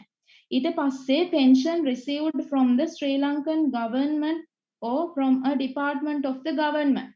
එතකොට ශ්‍රී ලංකාවේ රජයෙන් හරි රජයේ දෙපාර්තමේන්තුවකින් හරි පෙන්ෂන් එකක් හම්බ වෙනවා නම් ඒක අපි ඒක ගන්නෙත් නැහැ. එතකොට මේ දැන් අපිට මේ ශ්‍රී ලංකාවේ රජයෙන් හෝ ඒ කියන්නේ රජයෙන් හරි රජය අනුමත දෙපාර්තමේන්තු තියෙනවනේ. ඒකකදී යම්කිසි පෙන්ෂන් එකක් හම්බ වෙනවා. රජයෙන් පෙන්ෂන් එකක් හම්බ වෙනවා නම් අපි ඒකට ටැක්ස් ගෙවන්නේ නැහැ. යම්කිසි පෞද්ගලික ආයතනයකින් හම්බ වෙන විශ්‍රාම ඒ කියන්නේ එකපාර විශ්‍රාම මේ පාරිතෝෂිකයක් සම්බන්ධයෙන් තමයි අපි ගෙවන්නේ. එතකොට රජයෙන් හම්බ වෙන දෙයක් සම්බන්ධයෙන් නම් ගෙවන්නේ නැහැ. ඊට පස්සේ තියෙනවා an insurance scheme which is applicable for all full time employees on equal terms. මේකේ අර්ථය වෙන්නේ මේකත් මේ අර EPS එක වගේ වැදගත්ම දෙයක්. මේකේ කියන්නේ ඒ කියන්නේ ආයතනයේ ඉන්න පූර්ණ කාලීන සේවකයන් සඳහා සමාන කොන්දේසි යටතේ අදාළ වන රක්ෂණ ක්‍රමයක්. දැන් මේ යම්කිසි රක්ෂණ ක්‍රමයක් තියෙනවා. දැන් අපි හොස්පිටල් එකක් ගමුකෝ උදාහරණයකට. ඒකේ නර්ස්ලා ඔක්කොටම එකම බෙනිෆිට්ස් දෙන රක්ෂණ ක්‍රමයක් තියෙනවා. ඒකේ බෙනිෆිට්ස් ඒ කියන්නේ ඒ රක්ෂණ ක්‍රමයේදී ඔක්කොම නර්ස්ලා ගන්න එකම තලයකට. ඒ හැමෝටම දෙන්න එකම බෙනිෆිට්. එහෙම නැතුව මේ එක්කෙනෙක්ට වැඩි ප්‍රමාණයක් තව කෙනෙක්ට අඩු ප්‍රමාණයක් එහෙම දෙන්නේ නැහැ. අන්න ඒ වගේ දෙයක් තියෙනකොට අපිට ඒක මේ කවර් කරගන්න ඒ කියන්නේ ඒක අපිට මේ අපේ එම්ප්ලොයිමන්ට් ඉන්කම් එකට ගන්නෙ නැහැ. ඒක එම්ප්ලොයිමන්ට් ඉන්කම් එකෙන් නිදහස් වෙනවා. ඔක්කොටම එක සමාන ප්‍රතිලාභ හම්බ වෙනකොට එක්කෙනෙක් විතරක් ඒක වෙනුවෙන් බද්දක් ගෙවන්න අවශ්‍ය වෙන්නේ නැති නිසා. අන්න ඒක නිසා ඒක අයින් වෙනවා. දැන් සමාන ප්‍රතිලාභ කියන්නේ හැම සේවකයෙක්ම සමානයි කියලා සලකනවා. සමාන සේවකයන් කණ්ඩායම. එතකොට අපිට ගැටලුවේ දෙනකොට දැන් අර මෙඩිකල් ක්ලේම් එකක් වගේ දෙනකොට ඒකේ කිව්වොත් ඔක්කොම මේ සේවකයෝ එක සමානයි කියලා කිව්වොත් එක්කෙනෙක්ට විතරක් ඒකට ටැක්ස් ගෙවන්න වෙන්නේ නැහැ. ඒක එම්ප්ලොයිමන්ට් ඉන්කම් එකක් වෙන්නේ නැහැ. ඔක්කොම සේවකයෝ එක සමාන නොවුනොත් එයාට විතරක් නේ ඇලෝවන්ස් එකක් නම් ඒ මෙඩිකල් ඒ කියන්නේ ඒ පුද්ගලයාට විතරක් හම්බ වෙනවා නම් ඒක ගන්නවා එම්ප්ලොයිමන්ට් ඉන්කම් එකට. එහෙම නැතුව අර ඔක්කොටම එක සමානයි කියලා දුන්නොත් අපි ඒක ගන්නෙත් නැහැ. ඊළඟට තියෙනවා ඊළඟ ස්ලයිඩ් එක.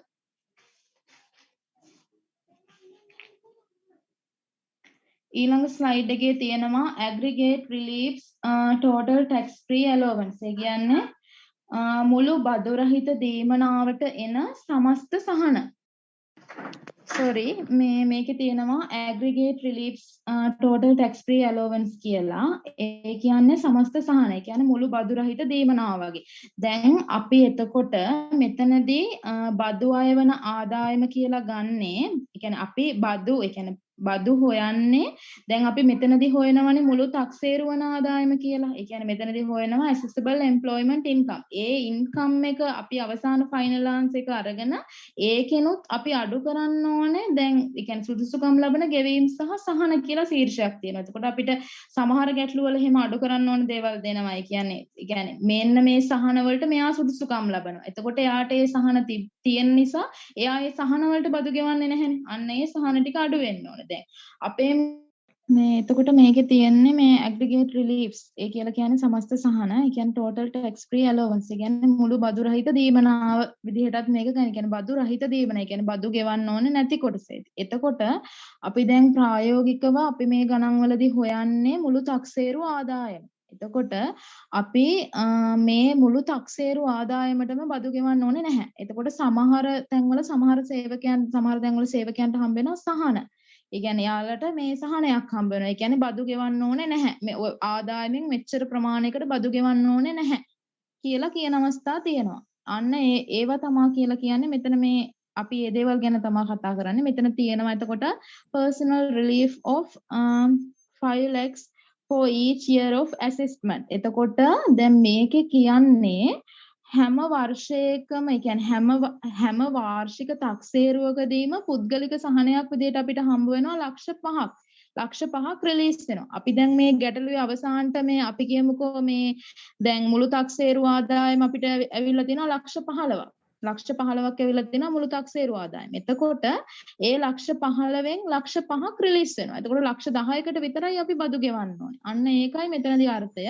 නමුත් අපිට මේක ගැටලුවේ කියන්න ඕනේ. මෙන්න මෙහෙම tax relief එකක් මෙයාට හම්බ වෙනවා. මෙහෙම සහනයක් හම්බ වෙනවා කියලා කියන්න ඕනේ. කිව්වොත් විතරයි අපි මේක ගන්නෙ. ඊළඟ එක relief of 7 lakhs for each year of assessment tax free allowance on employment.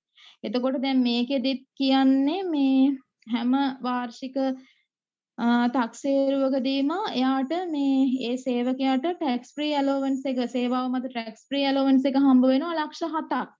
සමහර තැන්වල ලක්ෂ 5ක් දෙනවා, සමහර තැන්වල ලක්ෂ 7ක් දෙනවා. එතකොට මේක අපිට ගැටලුවේ කිව්වොත් විතරයි අපි හදන්නේ. මොකද මෙච්චර මේ දෙයකට අපිට මේ අපේ ගැටලුව වලදී නම් අපිට දීලා තියෙන ගණන් තුනේදී නම් එච්චර දෙයක් කරන්න නැහැ. අපිට හොයන්න තියෙන්නේ මුළු taxේරු ආදායම පමණයි.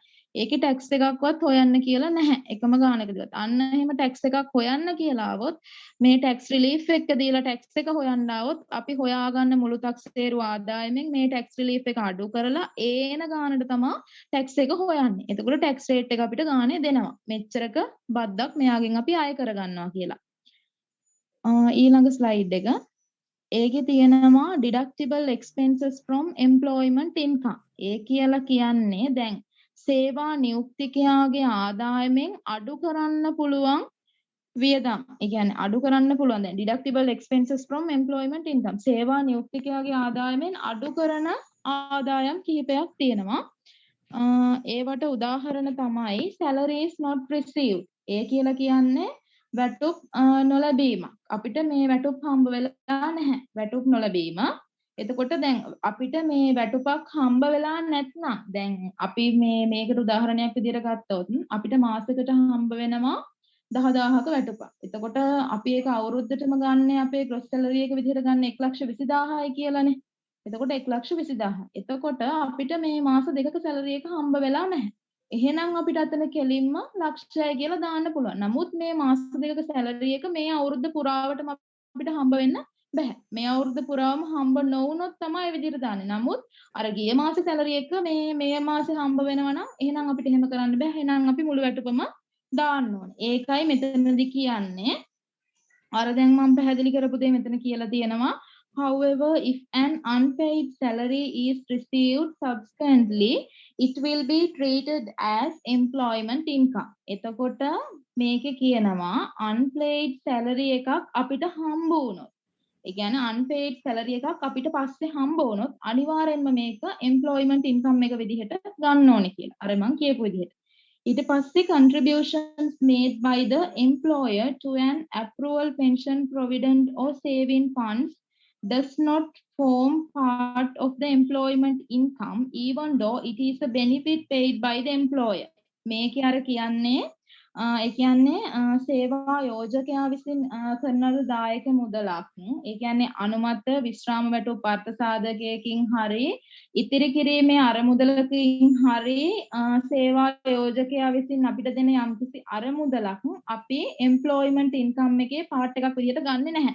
මේක අපි employment income එකට ගන්නෙ නැහැ. නමුත් මේක අපිට හම්බ වෙන ප්‍රතිලාභයක්. benefit paid by the employer. සේවා යෝජකයා විසින් කරන ඒ කියන්නේ මේක සේවා යෝජකයා විසින් අපිට දෙන ප්‍රතිලාභයක්. benefits විතර. අපි මේ ප්‍රතිලාභ ගන්නෙ නැහැනේ. එතකොට අපි ගන්නේ මේ අපිට මේ බදු ගෙවන්න ඕන ශේෂයට ගන්නේ අපේ සේවා නියුක්තික ආදායමේ බදු ගෙවන්න ඕන ශීර්ෂයට ගන්නේ ඒ කියන්නේ අපිට ලැබෙන වාසි ගන්න. එතකොට දැන් මෙතනදී දැන් approved pension provident එකකින් අනුමත විශ්‍රාම වැටුප් අරමුදලකින් සේවා යෝජකයා අපිට දෙන දායක මුදලකට අපි බද්දක් ගෙවන්න ඕනේ නැහැ. ඒක අපිට එකපාර හම්බ වෙන දීමනාවක්. එතකොට ඒ දීමනාවට අපි බදු ගෙවන්නේ නැහැ. ඒ හින්දා අපි ඒක ගන්නෙ නැහැ.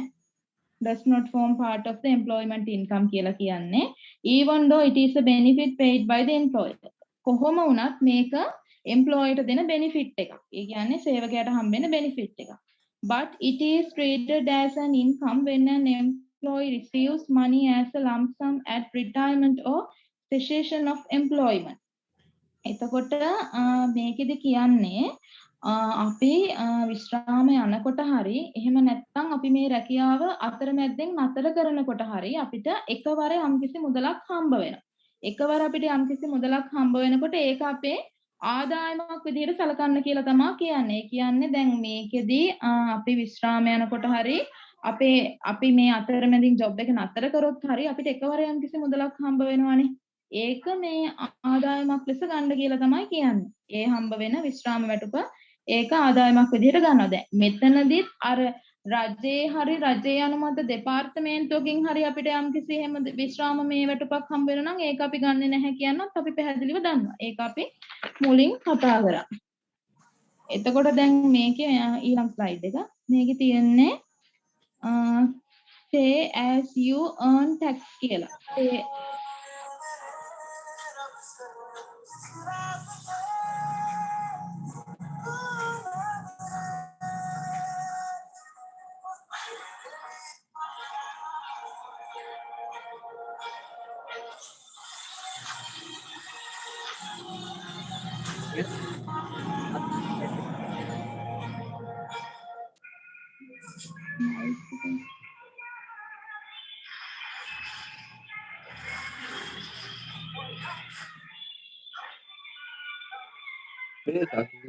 සචිනි සාතිගේ ලයිව් එකකුත් බලනවද බං ඒකම?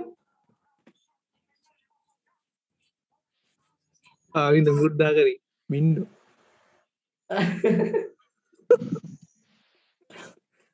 එතකොට මේකෙත් අපි කතා කරන්නේ pay එක ගැන. pay as you earn tax. pay ඒ කියන්නේ pay tax එක කියලා කියන්නේ අපි උපයන ඒවට යම්කිසි බද්දක් ගෙවනවා ඒක. මේ ස්ලයිඩ් එක නෙමෙයි. මේකට පස්සේ එක.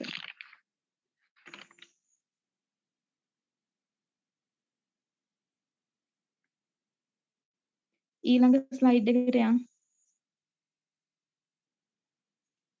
එතකොට මේකේ pay as you earn tax කියලා කියන්නේ දැන් pay tax එක කියලා කියන්නේ අපි උපයන ඒවට ගෙවන බද්ද. එතකොට දැන් මේක කියන්නේ tax payable by an employee on his employment income is deducted by employer from his salary at the time remuneration is paid. මේක කියන්නේ මේකෙදි කියන්නේ සේවකයෙක් තමන්ගේ සේවා ආදායම මත ගෙවන්න ඕනේ බද්ද ගෙවන්න ඕනේ ටැක්ස් එක ඒ සේවකයාට වේතනය ගෙවන අවස්ථාවේදීම සේවා යෝජකයා විසින් වැටුපෙන් අඩු කරනවා. දැන් අපි මේ අපේ සේවය වෙනුවෙන් ගෙවන්න ඕනේ යම්කිසි බද්දක් තියෙනවා නම් අපේ ඒ කියන්නේ අපි උපයනවට බද්දක් ගෙවන්න ඕනේනේ. ඒ බද්ද අපිට මේ සේවා යෝජකයා අපිට වැටුප් ගෙවන අවස්ථාවේදීම සේවා යෝජකයා විසින් ඒක අපේ වැටුපෙන් අඩු කරනවා කියලා තමයි මේකෙදි කියන්නේ. දැන් අපිට ගැටලුවක gross salary එක දුන්නොත් අපි කෙලින්ම ගන්න ඒ gross salary එක මාසික gross salary එක දීලා තිබ්බොත් මාසික දල වැටුපනේ. එතකොට මාසික දල වැටුප දීලා තිබ්බොත් ඒක 12න් ගුණ කරලා ගන්න. එතකොට මේ gross salary එකෙන් අපි අර උපයන විට ගෙවන්න ඕනේ බද්ද අඩු වෙලා තියෙන්නේ. ඒ බද්ද අඩු කරලා තමයි එයා අපිට salary එකක් දීලා තියෙන්නේ. එතකොට remit to the debt of inland revenue මේක අනිවාර්යෙන් දේශීය ආදායම් බඩු දෙපාර්තමේන්තුවට යවන්න ඕනේ remit කරන්න ඕනේ. Pay system is the WHT system under employment income. Pay system එක කියලා කියන්නේ දැන් මේ WHT system එකක් කියලා කියන්නේ withholding tax.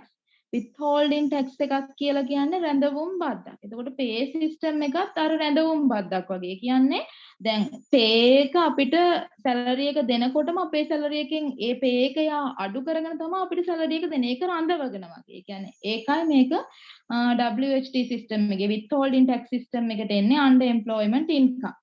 සේවා නියුක්තියන්ගේ ආදායම යටතේ. ඊට පස්සේ අපිට කතා කරන්න තියෙනවා employers ගේ obligations.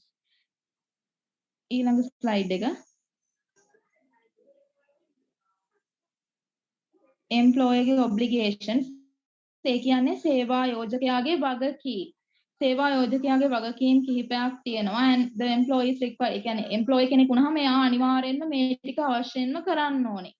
Deduct income tax from the gross remuneration of all liable employees. ඒ කියන්නේ සියලුම වගකීම් යුතු සේවකයන්ගේ ආදායම් බදු වේතනය අඩු කරන්න ඕනේ. අර මේ from the gross remuneration. ඒ කියන්නේ දැන් අර අපි කලින් කතා කරේ දැන් gross salary එකේ තියෙන්නේ බද්ද අඩු වුණාම එන අගේ. අන්න ඒ වගේ එයා සේවා යෝජකයා හැමෝගෙම මේ විදිහට කැල්කියුලේට් කරන්න ඕනේ. හැමෝගෙම වැටුපෙන් බද්ද අඩු කරලා එයාලගේ gross remuneration එක. එහෙම නැත්නම් gross salary එක දෙන්න ඕනේ. ඊට පස්සේ to maintain proper records and pay sheets in the prescribed form in respect of each employee liable tax. ඒ කියන්නේ බදු ගෙවන්න බැඳිලා ඉන්න එක් සේවකයා සමග කියන්නේ හැම සේවකයෙක් සම්බන්ධයෙන්ම නිවැරදි නිශ්චිත වාර්තා පවත්වාගෙන යන්න ඕනේ. ඊට පස්සේ කියනවා pay tax deducted for the month of January should be remitted on or before 15th of February the debt of inland revenue. ඒ කියන්නේ දැන් pay tax එක අඩු කරන එක ජනවාරි මාසේ pay tax එක අඩු කරනවනේ. දැන් හැමෝගෙම වැටුපෙන් pay tax එක අඩු කරලානේ salary එකක් දෙන්නේ. එතකොට අපිට හම්බ වෙන්නේ gross salary එක. එහෙම නැත්නම් gross remuneration එක. එයා ඒ අඩු කරගන්න දැන් ජනවාරි මාසේ අඩු කරගන්න එක එයා අනිවාර්යෙන්ම පෙබරවාරි මාසේ 15 වෙනිදාට කලින් ආදායම් බඩු දෙපාර්තමේන්තුවට ප්‍රේෂණය කරන්න ඕනේ කියලා තමයි කියන්නේ. අපේ ජනවාරි අපේ සැලරි එකෙන් කපා ගන්න ටැක්ස් එක එයා පෙබරවාරි මාසේ 15 වෙනිදාට කලින් ආදායම් බඩු දෙපාර්තමේන්තුවට ප්‍රේෂණය කරන්න ඕනේ අනිවාර්යෙන්ම. ඊට පස්සේ furnish an annual declaration before the 30th of April each year. එතකොට වාර්ෂික ප්‍රකාශනය annual declaration එක එයා ඉදිරිපත් කරන්න ඕනේ ඊළඟ අවුරුද්දේ අප්‍රේල් 30ට කලින්.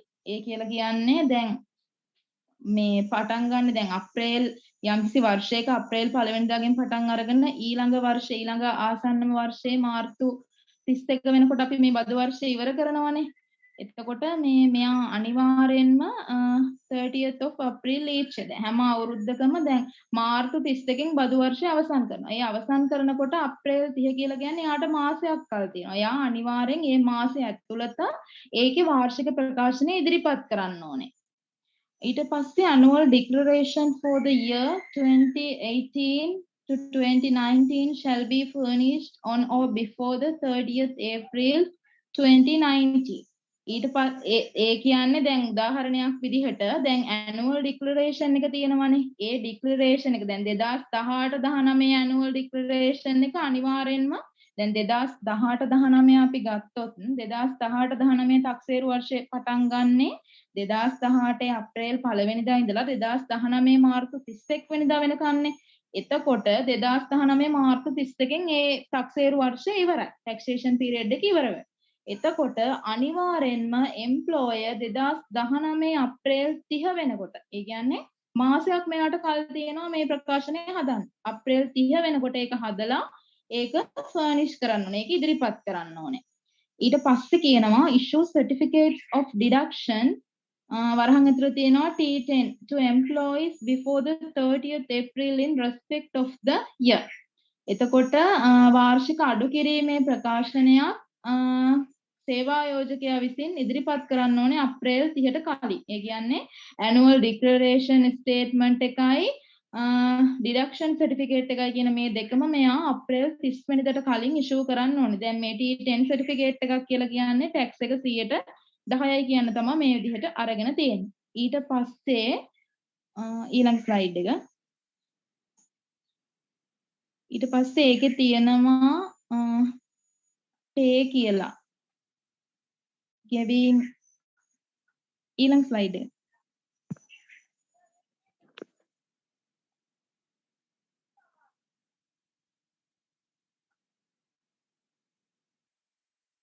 මේකද? ඕකට කලින් එක. pay කියලා වෙනම slide එකක් තියෙනවානේ.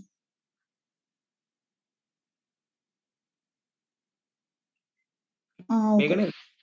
ඔව්. ඒකේ කියන්නේ pay කියලා කියන්නේ අර මේ අපි අර කලින් කතා කරපු විදිහට අර උපයන විට ගෙවීම් සම්බන්ධ කියන්නේ ගෙවීම. If the employment income is the only source, the pay tax will be the final tax. දැන් අපේ දැන් මේකෙදි කියන්නේ දැන් මේකෙදි රැකියාවෙන් හම්බෙන ආදායම එකම ප්‍රභවය නම් අපිට රැකියාවෙන් හම්බ වෙන ආදායම විතරයි තියෙන්නේ. වෙනත් ආදායම් ප්‍රභවයක් නැහැ. එතකොට pay tax will be the final tax. pay බද්ද කියලා කියන්නේ අවසාන බද්ද. pay tax එක. මේක අපිට මේ pay tax එකක් හොයන්න දුන්නොත් අපිට ගානේ දෙනවා. කොච්චරක්ද මේ pay tax එක කියලා. ඊට පස්සේ no files need to be maintained for the employees. මේකෙදි employees ලාට file එකක් maintain කරන්න ඕනේ නැහැ. මොකද එකම බද්ද විදිහට තියෙන්නේ pay tax එක විතරක් හින්දා. ඊට පස්සේ tax free allowance බදුරහිත දීමනා pay scheme or tax free allowance මේකේ දීලා තිනවා $1,12,000 for the year after 2018 to 2019. එතකොට මේ දැන් tax free allowance එක 2018-19 වර්ෂයෙන් පස්සේ pay scheme එකේ දීලා තිනවා $1,12,000ක්. 2017 බදු වර්ෂයට කලින් මේක තිබිලා තියෙන්නේ $7,50,000යි. අර මේ දේවල් නම් මේ ලොකුවට ගන්න අපිට අර ටැක්ස් එකක් හොයන්න කියලා මේ අපේ එක ගැටලුවකදීවත් කියලා නැහැ. එහෙම හොයන්න කිව්වොත් තමයි අපිට මේවා මේ මතක තියාගෙන ඉඳලා මේ විදිහට කරන්න ඕනේ.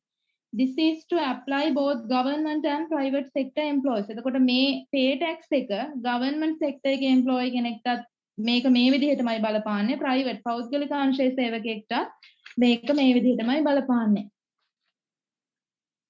ඊළඟ ස්ලයිඩ් එක.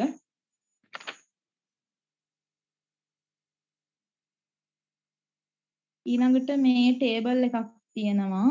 ඒකේ තියෙන්නේ monthly tax deductions from regular profits from employment කියලා.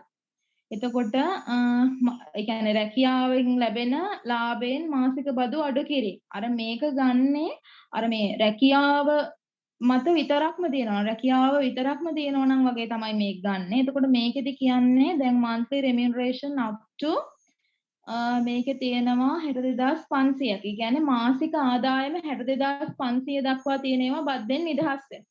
ඊට පස්සේ 62500ට වැඩි 1,04,167ට අඩුවෙන් තියෙනවට අපි 100%ක් ගෙවන්න ඕනේ. ඊළඟට 1,04,167ත් 1,45,833ත් අතර තියෙනවට 100%ක් ගෙවන්න ඕනේ. ඊළඟට ඒ 1,45,833ට වැඩි සහ 1,87,500ත් අතර තියෙනවට 112යි. යම් කිසි කෙනෙක්ගේ මාසික වේතනය exceeding ඒ කියන්නේ වැඩි වෙනවා නම් 1,87,500ට ඒවට අපි 116ක් ගෙවන්න ඕනේ. ඊට පස්සේ ඊළඟ ටේබල් එකේ තියෙනවා ඊළඟ ටේබල් එක. දැන් මේකේ අර මේ monthly regular profits from employment ඒ කියන්නේ අර මේ රැකියාවෙන් ලැබෙන ලාභය. ඒ ලාභය මත හදන එක. දැන් මේ අර අපි අර උඩ කතා කරපු එකේ මේකේ මේ අර ලොකු වෙනසක් නැහැ. මේ වාර ගානේදී අපි tax එක හොයනකොට තමයි අදාළ කරගන්නේ. අර මේකෙත් මේ වැඩි විස්තරයක් මේකෙත් කියලා නැත්තේ අපිට මේක ගන්නකොට ටැක්ස් එක හොයන්න දීලා නැති නිසා වෙන්නති. දැන් එතකොට මේකෙත් කියන්නේ monthly regular profits from employment. එතකොට ඒකේ taxable ඒ tax එක. එතකොට මේකේ තියෙනවා regular profits from employment up to 1 lakhs. ඒ කියන්නේ ලක්ෂයක්. ඒ කියන්නේ ලක්ෂයක් දක්වා තියෙන ඒවා බද්දෙන් නිදහස් වෙනවා. එතකොට ලක්ෂෙත් 1,50,000ත් අතර තියෙනවට 4යි 1.50 දෙකත් අතර 8යි දෙකත් 2.50 12යි 2.50 තුනත් 16යි කියලා දෙනවා. ලක්ෂ 3යි 3.50යි 20යි ලක්ෂ 3.50ට වැඩි වෙනවා නම් 24ක් තමයි අපිට ගන්න කියලා තියෙන්නේ. එතකොට අර දැන් මේවා අපි ප්‍රයෝගී කරගන්නේ ටැක්ස් එක හොයනකොට. දැන් අර මේ ප්‍රොෆිට් එකක් වගේ කියලා කියන්නේ දැන් අපි අර අතරමැදදී මොකක් හරි දෙයක් වෙලා අර අයින් වෙනකොට වගේ අර එකපාර අපිට හම්බ වෙනවනේ බෙනිෆිට් එකක්. ඒතකොට එකපාර හම්බෙන්නේ ඒක අපිට ලාභයක් වගේනේ. අන්න ඒ වගේ අවස්ථාවකදී වගේ වුණා අපිට ගානේ කිව්වොත් ඒවට ටැක්ස් ගෙවන්න ඕනේ කියලා අපි මේ විදිහට ඒ විදිහට තමයි අරගෙන හදන්නේ. ඒ කියන්නේ ප්‍රොෆිට් එකක් monthly regular profits. දැන් මේ ටේබල් එකේ අදාළ කරගන්න ඕනේ අපිට ගාන තුල අනිවාර්යෙන් දෙන්න ඕනේ monthly regular profits. ඒ කියන්නේ යාලා employment ලගේ regular profits වලින් හම්බ වෙන දේවල්. එතකොට ඒ වගේ තැන්වලදී මෙන්න මේ විදිහට tax එක හොයලා තමයි අපි දාන්නේ. ඊළඟට අපිට කතා කරන්න තියෙන tax credits කියලා. tax credit එකට යන්න.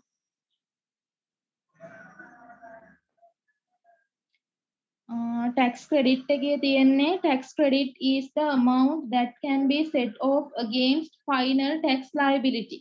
ඒ කියන්නේ දැන් මේ tax credit එකක් කියලා කියන්නේ අර බදු ණය කියලානේ මේකෙන් අදහස් නේ. ඒ කියලා කියන්නේ දැන් අවසාන බදු වගකීමට එරෙහිව අපි සකස් කරන මුදල. දැන් අවසාන බදු වගකීම මෙච්චරක්, ඒ කියන්නේ අවසාන අපි බද්ද හොයනවනේ. අවසාන බද්ද හොයන්නේ යම්කිසි මුදලකටනේ.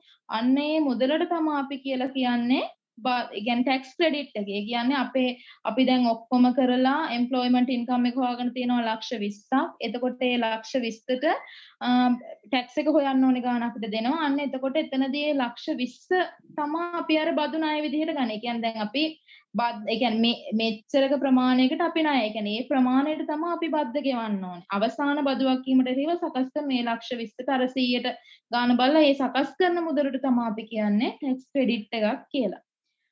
In the case of employment income, pay tax should be considered as a tax credit. And pay tax එක දැන් employment income දැන් සේවා නියුක්තිකයන්ගේ ආදායම් වලදී අපි ගත්තා pay tax එක. pay tax කියලා කියන්නේ අර උපයන විට ගෙවන්න ඕන දේවල්. ඒක අපි දන්නවා withholding tax එකක්. ඒ කියන්නේ රැඳවුම් බද්දක් වගේ. pay tax එක කියලා කියන්නේ අපි උපයන එකට අපි ගෙවන එක. එතකොට ඒක අපිට සැලරි එක හම්බ වෙනකොටම සේවා යෝජකයා ඒක අපිට අඩු කරලා තමයි දෙන්නේ. එහෙම තමයි අපේ gross salary එක හැදෙන්නේ. එතකොට gross salary එකෙන් අර pay tax එක අඩු වෙලා තමයි අපිට salary එක හම්බ වෙන්නේ ඕනෙම ආයතනයක. එතකොට pay tax එක should be considered as a tax credit. ඒක බදු ණයක්. එතකොට ඒ pay tax එක අන්න ඒ වගේ ඒ කියන්නේ pay tax එකක් අපිට ගන්න පුළුවන්. මොකද ඒක අඩු වෙලානේ. ඒක tax credit එකක්. ඒ කියන්නේ බදු ණයක්. ඒ කියන්නේ මේ දැන් ඒක ඒ කියන්නේ බදු සම්බන්ධයෙන් තියෙන ණයක්. ඒ කියන්නේ ඒක අපෙන් අඩු වෙලාව දෙයක්. එතකොට මේකෙත් අර මේ ලොකුවට මෙහෙම ගන්න දෙයක් නෑ. අර ගණන් හදද්දි තමයි මේ දේවල් ප්‍රයෝගී කරගන්න වෙන්නේ. pay tax එක කියලා කියන්නේ tax credit එකක් කියලා. කියන්නේ tax credit වලට උදාහරණයක් තමයි pay tax එක කියන එක මතක තියාගන්න එක මේ ප්‍රමාණවත්. ඊළඟ ස්ලයිඩ් එක ඒකේ තියෙනවා do not form a part of EI. EI කියලා කියන්නේ employment income එකේ part එකක්. ඒ කියන්නේ employment income එකට මෙන්න මේ දේවල් අදාළ වෙන්නේ නැහැ කියලා තමයි කියන්නේ. එතකොට පළවෙනි එක contribution of the employer. ඒ කියන්නේ contribution of the employee කියන්නේ සේවා යෝජකයාගේ දායකත්වය. අර EPF එකට සේවා යෝජකයාගේ දායකත්වයක් තියෙනවානේ. අන්න ඒ සේවා යෝජකයාගේ දායකත්වය අදාළ කරගන්නේ නැහැ. එතකොට සේවකයාගේ දායකත්වය ගන්නවා මෙතන. දැන් අපිට සමහර ගැටලු වල දෙනවා. දැන් ඒ කියන්නේ සේවකයාගේ මේ EPF එක අඩු කරලා දෙනවා. අන්න එහෙම අවස්ථාවල සේවකයාගේ EPF එක අඩු කරලා සැලරි එක දුන්නොත් එක්ක දැන් මේ EPF එක සේවකයාගේ ගාණ සාමාන්‍ය වෙන්නේ 8%ක් වගේනේ. එතකොට 8%. එතකොට අපි ඒක අනිවාර්යෙන්ම මේ 8% අඩු වෙලා දීලා තිබ්බොත් අපි 8 ඇඩ් කරලා තමයි ගන්න ඕනේ. ඒක දැන් අර ඉස්සරහදී ගණන් වලදී අපිට හොඳටම පැහැදිලි කරගන්න පුළුවන්. මේ සේවා යෝජකයාගේ දායකත්වය විතරයි ගන්නෙ නැත්තේ. කියන්නේ 12% විතරයි ගන්නෙ නැත්තේ. සේවකයාගේ දායකත්වය ගන්නවා employment income වලට. ඊට පස්සේ reimbursement official expense. ඒ කියන්නේ reimburse කරගන්නවා කියන්නේ අපි නැවත අර claim කරගන්නවා, අය කරගන්නවා කියන එක. එතකොට official expense. අර official expense කියලා කියන්නේ මේ නිල වියදම්. ඒ නිල වියදම් අපි ගන්නෙ නැහැ. මොකද ඒවට මේ ඒවා අපේ ඉන්කම් එකට දාගෙන අපි ටැක්ස් ගෙවන්න ඕනේ නැහැ. ඒ නිසා official expenses ගන්නෙ නැහැ. The value of working uniforms. ඒ කියන්නේ අපි වැඩ කරන නිල ඇඳුම් තියෙනවානේ. අපි වැඩ කරන තැන නිල ඇඳුම් වල වටිනාකම කිව්වොත් එක්කෝ මේ සමහර විට ඒ නිල ඇඳුම් අපිට ආයතනයෙන් සපයනවා වෙන්න පුළුවන්. නැත්නම් අපි සපය ගන්නවා වෙන්න පුළුවන්. ඒවා ගන්නෙ නෑ working uniform. නමුත් අපිට මේ ගානදී කිව්වොත් uniform allowance එකක්. uniform allowance එකක්. ඒ කියන්නේ uniform දීමනාවක්. අපි මේ දේවල් හොඳටම මතක තියාගන්න ඕනේ. දැන් මෙතනදී අපි කිව්වට වැඩ කරන ලෑඳුම් වල වටිනාකම ගන්නෙ නැහැ කියලා ගාන ඇතුළේ තිබ්බොත් uniform allowance එකක්. ඒවටත් අපිට දීමනාවක් හම්බ වෙනවා කියලා තිබ්බොත් ඒක අපිට එයාලගෙන් හම්බ වෙනවනේ. අන්න ඒක නිසා අපි එතකොට එතනදී ඒක ගන්නවා. එතකොට යුනිෆෝම් වල working uniforms value කියලා දීලා තිබ්බට ගන්නෙ නැහැ. working uniform allowance. දැන් අපි මුලින් කතා කරා allowances අනිවාර්යෙන් ගන්න. එතකොට ඒවා අපිට හම්බෙන්න ප්‍රතිලාභනේ. එතකොට allowances ගන්නකොට uniform වලත් allowance එකක් කියලා තිබ්බොත් අපි අනිවාර්යෙන් ඒක ගන්නවා. දැන් medical expenses වලදී මේකත් මේ අර uniform ප්‍රශ්නේ වගේමයි. the injuries sustained during the course of work. දැන් මේකෙදී medical expenses වල වැඩ කරන අතරතුරේ අපිට යම්කිසි තුවාලයක් සිද්ධ වුණොත් අපි ඒක ගන්නෙ නැහැ. මොකද අපි මේ සේවය සපයන අතරතුරේ. එතකොට ඒක අපිට කෙලින්ම සේවා යෝජකයාගෙන් ප්‍රතිපූර්ණය කරගන්න පුළුවන්. ඒක අපිට ක්ලේම් කරගන්න පුළුවන්. අපි ඒකට මේ ටැක්ස් එකක් ගෙවන්න අපේ ඉන්කම් එකට අපි ඒක ඇතුළත් කරගන්නේ නැහැ. එතකොට අන්න ඒ විදිහට medical expenses ගන්න නැහැ. එහෙම නැතුව අපිට medical allowance එකක් medical expenses වලට අපිට allowance එකක් දීමනාවක් දෙනවා කිව්වොත් අපි ඒක අනිවාර්යෙන් ගන්නවා. allowance කියලා තිබ්බොත් අපි මේ දේවල් ගන්නවා. එහෙම නැතුව නිකන් මේ medical expenses එකක් කියලා දීලා තියලා මෙන්න මේ වගේ injuries sustained during the course of ඒ කියන්නේ course එකේදී අපි මොකක් හරි injured එකක් වුණොත් අන්න ඒ වගේ දේවල් වලදී අපි ඒවා ගන්නෙ නැහැ. එතකොට අපි අනිවාර්යෙන්ම මෙන්න මේ දේවල් මතක තියාගන්න ඕනේ. ගන්නෙ නැති දේවල්. ඒ ටික මතක තියා. මොකද අපිට ගැටලුව තුලදී මේ දේවල් දෙනවා. එතකොට අපි මේ දේවල් අරකට එකතු කරලා ගත්තොත් මේ අපිට employment income එක මේ හරියට හදා ගන්න වෙන්නේ නැහැ. අන්න ඒකයි කියන්නේ අර allowances ගන්නවා මේවා ඒ වගේ දේවල් ගන්නෙ නැහැ. දැන් medical reimbursement එකක් කාට හරි දියණිය ඒ කියන්නේ daughter කෙනෙක්ට හරි එහෙම නැත්නම් wife ට හරි husband හරි මොනවා හරි වැඩ කරන දෙන්නගේ එක්කෙනෙක්ට එහෙම තිබ්බොත් එතකොට medical reimbursement එක ගන්න ඒක ප්‍රතිපූර්ණයක්නේ. එතකොට ඒක අපි ගන්නවා. allowance එකක් ඒත් ගන්නවා. අර වරහන් ඇතුලේ මෙන්න මේ විදිහට අර injured මොනවා හරි එහෙම දීලා තිබ්බොත් ඒක වැඩ කරන තැනට ඒ කියන්නේ වැඩ කරන කාල සීමාවේ මොකක් හරි දෙයක් වුණොත් ඒක එයාලා අපිට දෙන්න ඕනේ. මොකද අපි ඒක අපේ ආදායමට දාගෙන බදු ගෙවන්නේ නැහැ. අපි ඒක එයාලගෙන් අපිට ඒක ගන්න පුළුවන්. අනිවාර්යයෙන්ම සේවා යෝජකයා අපිට ඒක ප්‍රතිපූර්ණය කරන්න ඕනේ. අන්න ඒකයි මෙතනදී කියන්නේ. වැඩ කරන වෙලාවෙ වෙන දේවල් අපි ගන්නෙ නැහැ. එතකොට දැන් මේකේ තියරිය තමයි මම මේ කිව්වේ. මේ තියරිය මේ හොඳටම මතකේ තියෙන්න ඕනේ ගණන් හදන්න. ගණන් 3ක් තියෙනවා. එතකොට මේ තියරිය මොනවා හරි ප්‍රශ්න තියෙනවද? තේරුන්නේ නැද්ද? නැත්තම් ගණන් මේ ඔයාලට පුළුවන් නම් මේ මට පුළුවන් ගණන් 3ක් දැම්ම හදන්න. දැන් අර පැය දෙකක් වගේ ගිහින් නිසා මේ කාට හරි එහෙම බැරි නම් මේ මොකද කියන්නේ පහන් දැන් ගණන් 3 හදනවද? මේ අපි එක ගානක් හදමු. මොකද දන්නවද? දැන් ඔය කට්ටියට දුර ගානට යන්නේ කොහොමද කියලා තියරිය භාවිතා කරන්න කියලා. නැත්තම් ඔබ තේරෙන්නේ එක ගානක් හදමු මේ අනිත් දෙකේ උත්තර දෙක මේ පුළුවන් නම් අර නෝට් එකක් වගේ මේ ගානක් එකක් මේ අපි උඩට දාමු.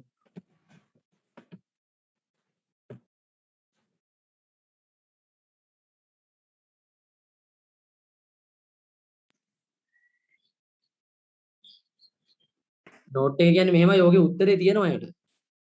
මේ ස්ලයිඩ් එකේම. නේ තියෙනවනේ නිසංසලා. තියනවා නම් එහෙනම් ප්‍රශ්නයක් නැහැ. ඔව් ඒකට තියෙනවා. පොඩ්ඩක් කියන්න හරිනේ එක්සැම්පල් ටික කරගෙන ඔළුවට නම් මේ ඕකේ මේ ඔය ඇක්ටිවිටිස් තුනටම ආන්සර්ස් තියෙනවා. මොකද කියන්නේ පළවෙනි එක කරන්නද කරු ඒක කරමුද එහෙනම්? ඒකේ තියෙන්නේ පළවෙනි ගානේ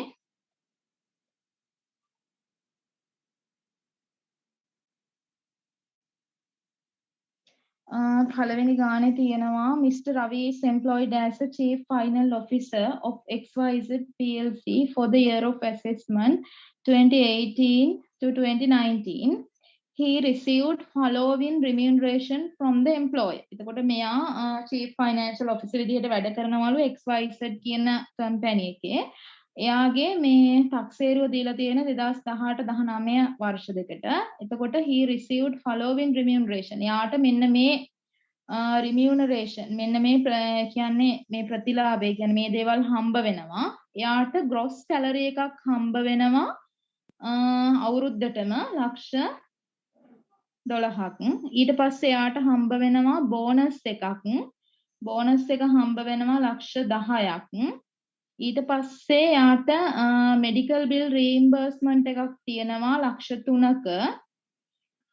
ඊට පස්සේ යාගේ ඩෝටර්ගේ ස්කූල් ෆී එක තියෙනවා 50000යි. Annual subscription aka UK. ඒ කියන්නේ මේ ඇකා වලට යාට හම්බ වෙලා තියෙනවා ඇනුවල් සබ්ස්ක්‍රිප්ෂන් එකක් 78000යි. කියන්නේ UK වල ඇකා කරන්න ඇනුවල් සබ්ස්ක්‍රිප්ෂන් එකක් දීලා තියෙනවා. ඊට පස්සේ මේකේ තියෙනවා company has provided residence place by charging 20,000 per month. ඊට පස්සේ ඒකට කියනවා rent paid by company was 75,000 per month and 20,48,000 was paid during the year for maintenance including electricity and water. එතකොට මේකේ කම්පැනි එකෙන් යාට දෙනවලු නිවසක් රෙසිඩන්ස් එකක්. ඒකට මේ මාසෙකට charge කරනවලු රුපියල් 20000ක්. හරිද? මාසෙකට 20000ක් charge කරනවා. එතකොට මාසෙකට ඒ කියන්නේ මාසෙකට 20000ක් charge කරනවා කියලා කියන්නේ රවි ගෙවන්න ඕනේ මාසෙකට 20000ක් ඒකට. හොඳද? එතකොට rent paid by company was company එකෙන් ගෙවනවා 75000ක්. එතකොට ඒ නිවසට රවි 20000ක් ගෙවන්න ඕනේ. මොකද මෙතනදී මේ පැටල ගන්න එපා. මෙතනදී පැටලුනොත් මේ සමස්ත ගානම මේ ප්‍රශ්නයක් වෙනවා. එතකොට මෙතනදී කම්පැනි එකෙන් ඒ කියන්නේ කම්පැනි එකෙන් දෙන එකට මේ කවුද? ඒකේ charging එක තියෙනවා. ඒකට charge එක අය කරනවා රුපියල් 20000ක්. ඒ කියන්නේ charge කරන්නේ කාටද? මේක දෙන්නේ රවිට. එතකොට රවි තමයි මේ charge එක ගෙවන්න ඕනේ. එතකොට rent paid by company. එතකොට රවිට මේකේ rent එක වෙනුවට දෙනවා මාසෙකට 75000. රවි මේකට 20000ක් ගෙවන්න ඕනේ. නමුත් ආයතනයෙන් යාට 75000ක් දෙනවා මේකට allowance එකක් විදිහට per month. හොඳද? ඊට පස්සේ 2,48,000ක් දෙනවා ඒකේ maintenance වලට including electricity and water. ඒකේ වතුර බිලට සහ current bill එකට සහ ඒකේ නඩත්තු වියදම් සියලුම දේවල් වලට ආයතනයෙන් 2,48,000ක් මෙයාට දෙනවා. ඊට පස්සේ මේකේ කියනවා rating assessment was 2 lakhs and rate paid by owner amounting to 5,000 per quarter. මේකේ තියෙන්නේ rating assessment එකක්. ඇගයීම් තක්සේරුවක් තමයි මෙතනදී තියෙන්නේ. එතකොට මේ ඇගයීම් තක්සේරුව එතකොට මේ නිවසේ වාර්ෂික ඇගයීම් තක්සේරුව ලක්ෂ 2යිලු paid by owner amounting to ඒ කියන්නේ quarter එකකට owner ගෙවන්න ඕනේ රුපියල් 5000ක්. එතකොට මේ ශීර්ෂය අපිට අදාළ වෙන්නේ නැහැ. මොකද මේක කියන්නේ මේ ගෙදර ගැන. මේ ගෙදර වාර්ෂික ඇගයුම් තක්සේරුව මෙච්චරයි. ඒක නිසා මේකේ ඕන ගෙවන්න ඕනේ පාට එකට එක කාර්තුවකට රුපියල් 5000ක්. දැන් රවිට ගෙදර හම්බ වෙන්නේ එයාට එයාගේ රාජකාරී කාලය තුල ඉන්න. එතකොට රවිට මේ වැඩක් වෙන්නේ නැහැ ඒ ගෙදර රේටින් ඇසෙස්මන්ට් එකක්. එයාට ගෙදර ඇගයීම් තක්සේරුවක් වැඩක් වෙන්නේ නැහැ. එයාට තියෙන්නේ එයා රෙන්ට් එකක් ගෙවනවා නම් ඒ රෙන්ට් එක ගෙවන්න සහ ආයතනයෙන් එයාට යම්කිසි මුදලක් ඒ වෙනුවෙන් දෙනවා නම් ඒක බාර ගන්න. එතකොට මේක කියනවා රවි ගෙවන්න ඕනේ මුදලකුත් තියෙනවා. රවිට ආයතනයෙන් මුදලකුත් හම්බ වෙනවා. ඊට අමතරව ආයතනයෙන් රවිට දෙනවා මේ ඉලෙක්ට්‍රිසිටි වලටයි වෝටර් වලටයි 2,48,000. එතකොට මේ රේටින් ඇසෙස්මන්ට් එක ඒක අපිට අදාළ වෙන්නේ නැහැ. ඒක ඇගයීම් තක්සේරුවක්. ඒ කියන්නේ ගෙදර ඇගයීම් තක්සේරුවක්. එතකොට දැන් ඊළඟට කියනවා 2000cc car was provided by company for personal and official travelling. අන්න මෙතනදී මේ කියලා තියෙනවා කාර් එකක් දෙනවලු personal and official travelling. එතකොට මේක අපි ගන්නවා අනිවාර්යෙන්. මොකද මෙතන තියෙනවා personal කියලා. මේ කාර් එක දීලා තිබ්බනම් official travelling වලට අපි මේක ගන්නෙ නැහැ. මේක අපි ගන්නෙ මේ දේවල් තමයි වැදගත්ම දේවල්. මෙතන ගැටලුවේ කියලා තියෙනවා personal and official travelling කියලා. ඒක නිසා තමයි අපි මේක ගන්නෙ. එතකොට rent paid by company for this car was මේ කාර් එකට කම්පැනි එකෙන් දෙනවා මාසෙකට 1,15,000. company paid driver was allocated to him. driver කෙනෙකුත් දෙනවා. driver ගේ salary එක කම්පැනි එකෙන් ගෙවනවා 45,000. and for the fuel වලට දෙනවා 25,000. එතකොට මේ තුනම දෙනවා. කාර් එකේ rent එක මාසෙකට 1,15,000ක් දෙනවා. ඊළඟට driverට මාසෙකට 45,000ක් දෙනවා. ඊළඟට fuel වලටත් දෙනවා මාසෙකට 25,000. ඊට පස්සේ අපිට මේ කියන්නේ calculate the assessable income from employment for the year 2018-19 අපිට calculate කරන්න කියලා තියෙනවා. දැන් අපි මේකේ මතක තියාගන්න ඕනේ තවත් වැදගත් දෙයක් තමයි මේකේ මේ කාර් එකට ගෙවන වියදම් ටික මේ ගැටලුවේ අපිට පැහැදිලිව කියලා තියෙනවා. මේ ගැටලුවේ අපිට කියලා තිබ්බොත් 2000 cc කාර් එකක් දෙනවා driver කෙනෙක් එක්කයි fuel එකයි කියලා අපි අර කලින් කතා කරේ අර වගු අන්න ඒ වගු වලින් තමයි ගන්න 2000 කියලා කියන්නේ 1800ට වැඩි. එතකොට මෝටර රථයේ වටිනාකම රියදුරුගේ වටිනාකම ඉන්ධන වල වටිනාකම අපි වටිනාකම් හොයාගන්නේ ඒකේ. නමුත් මේ ගානේ අපිට පැහැදිලිව කියලා තියෙනවා. ඒ කියලා තියෙනකොට අපි ගන්න මේ වටිනාකම්. එහෙම කියලා තිබ්බේ නැත්නම් අපි අර වගුවට ගිහින් තමයි මේ වටිනාකම් ටික ගන්නෙ. ඒකයි අපි ඒ වගු ටික කතා කරේ.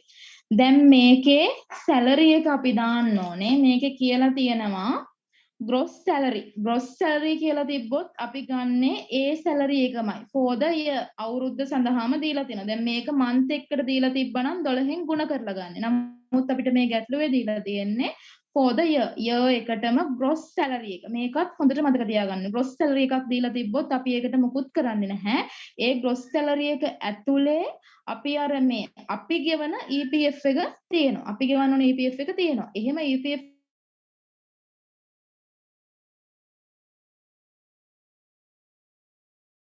නැත්තේ.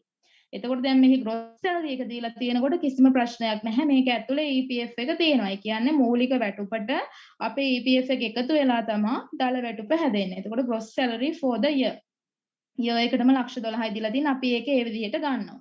එතකොට මේ බෝනස් එකක් දීලා තියෙනවා bonus received. ඒකත් මේ received වෙන date එක තමයි 2018 4/10 තමයි හම්බ වෙනවා කියලා තියෙන්නේ for the 17-18. ඒකත් වර්ෂය සඳහාම බෝනස් එක දීලා තියෙන්නේ 10,10ක් ගන්නවා. දැන් මෙතන තියෙනවා medical bill reimbursement. එතකොට මෙතන medical bill reimbursement එක 3යි. අපි මේක medical bill reimbursement එක ගන්නවා. මොකද මෙතන දැන් නිකම්මනේ දීලා තියෙන්නේ medical bill reimbursement එක. අපි ඒක අය කරගන්නවා කියලා තියෙන්නේ යාළුවා. එතකොට අපි මේක ගන්න ඕනේ. කියන්නේ දැන් මෙතනදී වරහන් ඇතුලේ තිබ්බනම් මේ රවිගේ සෙට් එකේ ඉන්න සේවකයෝ ටික ඔක්කොම එකම තලයක ඉන්නවා කියලා තිබ්බනම් තමයි අපි ගන්නෙ නැත්තේ. එහෙම නැතුව අපිට නිකන් medical allowance එකක් හරි reimbursement එකක් හරි ඔන්න ඔය වචන දෙකෙන් දුන්නොත් අපි ඒක අනිවාර්යයෙන්ම ගන්නවා. ඒක මේ ගැටලුවේ වැරද්දක් වෙලා තියෙනවා මේ ස්ලයිඩ් එකේ. medical reimbursement එක කියන්නේ 1,05,000 නෙමෙයි 1,03,000යි. අපිට ගාන දීලා තියෙන්නේ 1,03,000යි කියලා. ඊට පස්සේ daughterගේ school fees. එතකොට school fees of daughter. දැන් daughterගේ school fees වලට යාට හම්බ වෙලා තියෙනවා රුපියල් 50,000. එතකොට යාට ඒ හම්බ වෙන 50,000ටත් එයා අනිවාර්යෙන් බදු ගෙවන්න ඕන. එතකොට ඒකත් ගන්නවා. ඊට පස්සේ annual subscription එක විදිහට account එයාට හම්බ වෙලා තියෙනවා 78,000. මොකද ඒවත් එයාට හම්බ වෙන ප්‍රතිලාභනේ. එතකොට ඒවට එයා අනිවාර්යෙන්ම බදු ගෙවන්න. එයාට පෞද්ගලිකව හම්බ වෙන දේවල්. මොකද මේ එයා මේ account කරන්නේ මේ ආයතනයේ මේ ප්‍රගතියකට නෙවෙයිනේ. එයාට උසස් වීම වලට යන්නේ. කියන්නේ එයාට benefits ලබා ගන්න තමයි එයා ඒ දේවල් කරන්නේ. එතකොට ඒක එයාගේ පෞද්ගලික මේ වියදමක්. එතකොට ඒ 78,000ටත් එයා බදු ගෙවන්න ඕනේ. ඒක ගන්නවා. ඊට පස්සේ රෙසිඩන්ස් එකේ ප්‍රශ්නේදී රෙසිඩන්ස් එකේදී වෙන්නේ දැන් මේකෙදී මේ කම්පැනි එකෙන් දෙනවනේ ගාණක් කම්පැනි එකෙන් දෙනවා 75000ක්. එතකොට කම්පැනි එකෙන් දෙන ගාණට එයා බදු ගෙවන්න ඕනේ. ඒක නිසා අපි මුලින්ම ගන්නවා කම්පැනි එකෙන් දෙන 75000 මාසෙකට 75000 කියන්නේ මාස 12කට ලක්ෂ 9ක් කම්පැනි එකෙන් දෙනවා. ඒ වගේම ඒ ගේ සම්බන්ධයෙන් තව කම්පැනි එකෙන් හම්බ වෙනවා ඒ ගෙදර මේන්ටේන් කරන්න සහ ඒකේ ඉලෙක්ට්‍රිසිටි බිල් එකටයි වෝටර් බිල් එකටයි හම්බ වෙනවා 248000. හොඳද? ඒ දෙක කම්පැනියෙන් හම්බ වෙනවා. නමුත් මේ ගාන පැහැදිලිව කියලා තිබ්බා රෙන්ට් පේඩ්. ඒ කියන්නේ රවි පේ කරන්න ඕන රෙන්ට් එක. රවි මාසෙකට 20000ක් දෙන්න ඕනේ කියලා. අන්න ඒක යා ගෙවනවනේ. යා මාසෙන් මාසෙකව 20000 ගාන ඒකට ගෙවාගෙන යනවා. ඒක අඩු වෙන්න ඕනේ. මොකද අර ආයතනෙන් 70 අපිට කම්පැනි එකෙන් 75000ක් ගෙදරට හම්බුණාට රවිත් 20000ක් ගෙවනවා. රවි ගෙවන්නේ නැහැ කියලා ගානේ තිබ්බනම් අපිට අර කම්පැනියෙන් දෙන ගානයි මේන්ටෙනන්ස් කොස්ට් එකයි ඒ දෙක විතරයි. නමුත් මේකේ රවි ගෙවන නිසා රවි ගෙවන ගාන අඩු වෙනවා. මොකද මෙයා අර 75000 සම්පූර්ණයෙන්ම භුක්ති විඳින්න බැහැනේ මෙයාට. මෙයාටත් 20000ක් ගෙවන්න වෙනවා. අන්න ඒකයි අපි 20000 ඒවා 12ක් 240000ත් අඩු කරලා ඒකේ අපි ගන්නේ 9,80,000ක් විදිහට. ඒ ෆයිනල් ලක්ෂ 9ට 2,48,000 එකතු කරලා ඒකෙන් 2,40ක් අඩු කරන්න. 2,40 අඩු කරන්නේ රවි ඒක ගෙවන නිසා. රවි නොගෙවා හිටියනම් ගන්නේ ලක්ෂ 9යි 2,48,000යි. ඊට පස්සේ මෝටර් වෙහිකල් එක සම්බන්ධයෙන් කතා කරනකොට අපිට මේ ගැටලුවේ සියලුම ගණන් දීලා තියෙනවා. කම්පැනියෙන් දෙන ගණන් දීලා තිබ්බේ නැත්නම් තමයි අපි අර ටේබල් එකට ගිහින් ගන්න. දැන් මේකේ කියනවා වෙහිකල් එකට දෙනවා 1.15ක් කියලා. එතකොට මාසෙකටනේ. ඒ වගේ 12ක් 13,80,000. ඩ්‍රයිවර්ගේ සැලරි එක 45,000ක් ගෙවනවා. ඒ වගේ 12ක් 5,40,000. ඊට පස්සේ මේකේ ෆුවල් කොස්ට් එක ඉන්ධන වලට 25,000ක් මාසෙකට ගෙවනවා. ඒ වගේ 12ක් ලක්ෂ 3යි. එතකොට මේ ඔක්කොගම එකතුව 22,20,000යි. මේකේ ෆයිනල් ආන්සර් එක වෙන්නේ මේකේ මේ දීලා තියෙන්නේ ආන්සර් එක මේ වැරදි 16,756 කියන එක මේකේ ඉන්නේ 16,556ක්. මොකද මේක වැරදෙන්න හේතුව තමයි ඒකේ මේ අර මෙඩිකල් රීම්බර්ස්මන්ට් එක අරගෙන තිබ්බේ ලක්ෂ 5යි කියලා. නමුත් ඒකේ එන්න ඕනේ ලක්ෂ 3යි. එතකොට ලක්ෂ 2ක් ඕකෙන් අඩු වෙන්න ඕනේ. ආන්සර් එක 16,556යි. ඒක අර මිස්ටේක් එකකින් අතන්ට මේ ලක්ෂ 5යි කියලා මේ අරගෙන තියෙන්නේ සර්. ඒක මේ යා කිව්වා ලෙච් එක වෙලේ. ඒක ලක්ෂ 3යි. ඒක නිසා 16,556 තමයි මේකේ ෆයිනල් ආන්සර් එක. එතකොට මේක තේරුණාද? මේක තේරුණාද නැත්නම් මේ මොකක් හරි මේකේ ප්‍රශ්නයක් තියෙනවද? මොකක් හරි එහෙම ප්‍රශ්නයක් තියෙනවා නම් අහන්න. එතකොට දැන් මේ හැමෝටම හොඳයිනේ. කියන්නේ නොදන්න දෙයක් වුණත් දැනගන්න හරි පුළුවන්. දැන් ඒ කියන්නේ ටැක්ස් ඇත්තටම ටිකක් සංකීර්ණයි. කොතන හරි එක තැනකදී ගන්න ඕනේ නැති දෙයක් අපි ගත්තොත් අපේ සම්පූර්ණ කියන්නේ අවසාන මේ ඉන්කම් එක වැරදෙනවා. ඒක මේ බලපෑම වෙන්නේ අවසාන ඉන්කම් එකට. එතකොට එතනදී වරදිනවා. එතකොට අපි මේ ගාන කියවනකොට උනත් හරි සැලකිල්ලෙන් කියවන්න ඕනේ. කොහොමද මේක වෙලා තියෙන්නේ? මොනවද මේ සම්බන්ධයෙන් දීලා තියෙන්නේ? එතකොට අපේ තියරි එක මොකද්ද? ඒකේ අපි මොනවද ගන්නෙ නොගන්නේ? අන්න ඒ දේවල් සම්බන්ධයෙන් අවබෝධයක් තියෙන්න ඕනේ හොඳටම. එහෙම නැත්තම් මේ අර තමා මේ අපි අර වැරදීම් වෙන්න ඉඩකඩ වැඩි. ඒ කියන්නේ අර මේකේදී අර මතක තියාගන්න දේවල් සෙට් එකක් තියෙනවා ඒකයි. අර වගුවල තියෙන දේවල් එහෙම අපි මේ මතකේ තියාගන්න ඕනේ. අර ප්‍රවාහන පහසුකම් සම්බන්ධව තිබිච්ච ඒවා. එතකොට මේ ට්‍රාන්ස්පෝර්ට් ෆැසිලිටි එක ගන්න. දැන් මේ ගානේ නම් ප්‍රශ්නයක් නැහැ. ඒවා මතක තිබ්බනොත් තිබ්බා කියලා. මොකද මේ ගානේ කෙලින්ම දීලා තියෙනවා. දැන් මේ ගානේ මේ දේවල් දීලා තිබ්බේ නැත්නම් අපි අර මේ වගුවලට අනුව ඒ දේවල් හොයා ගන්න ඕනේ.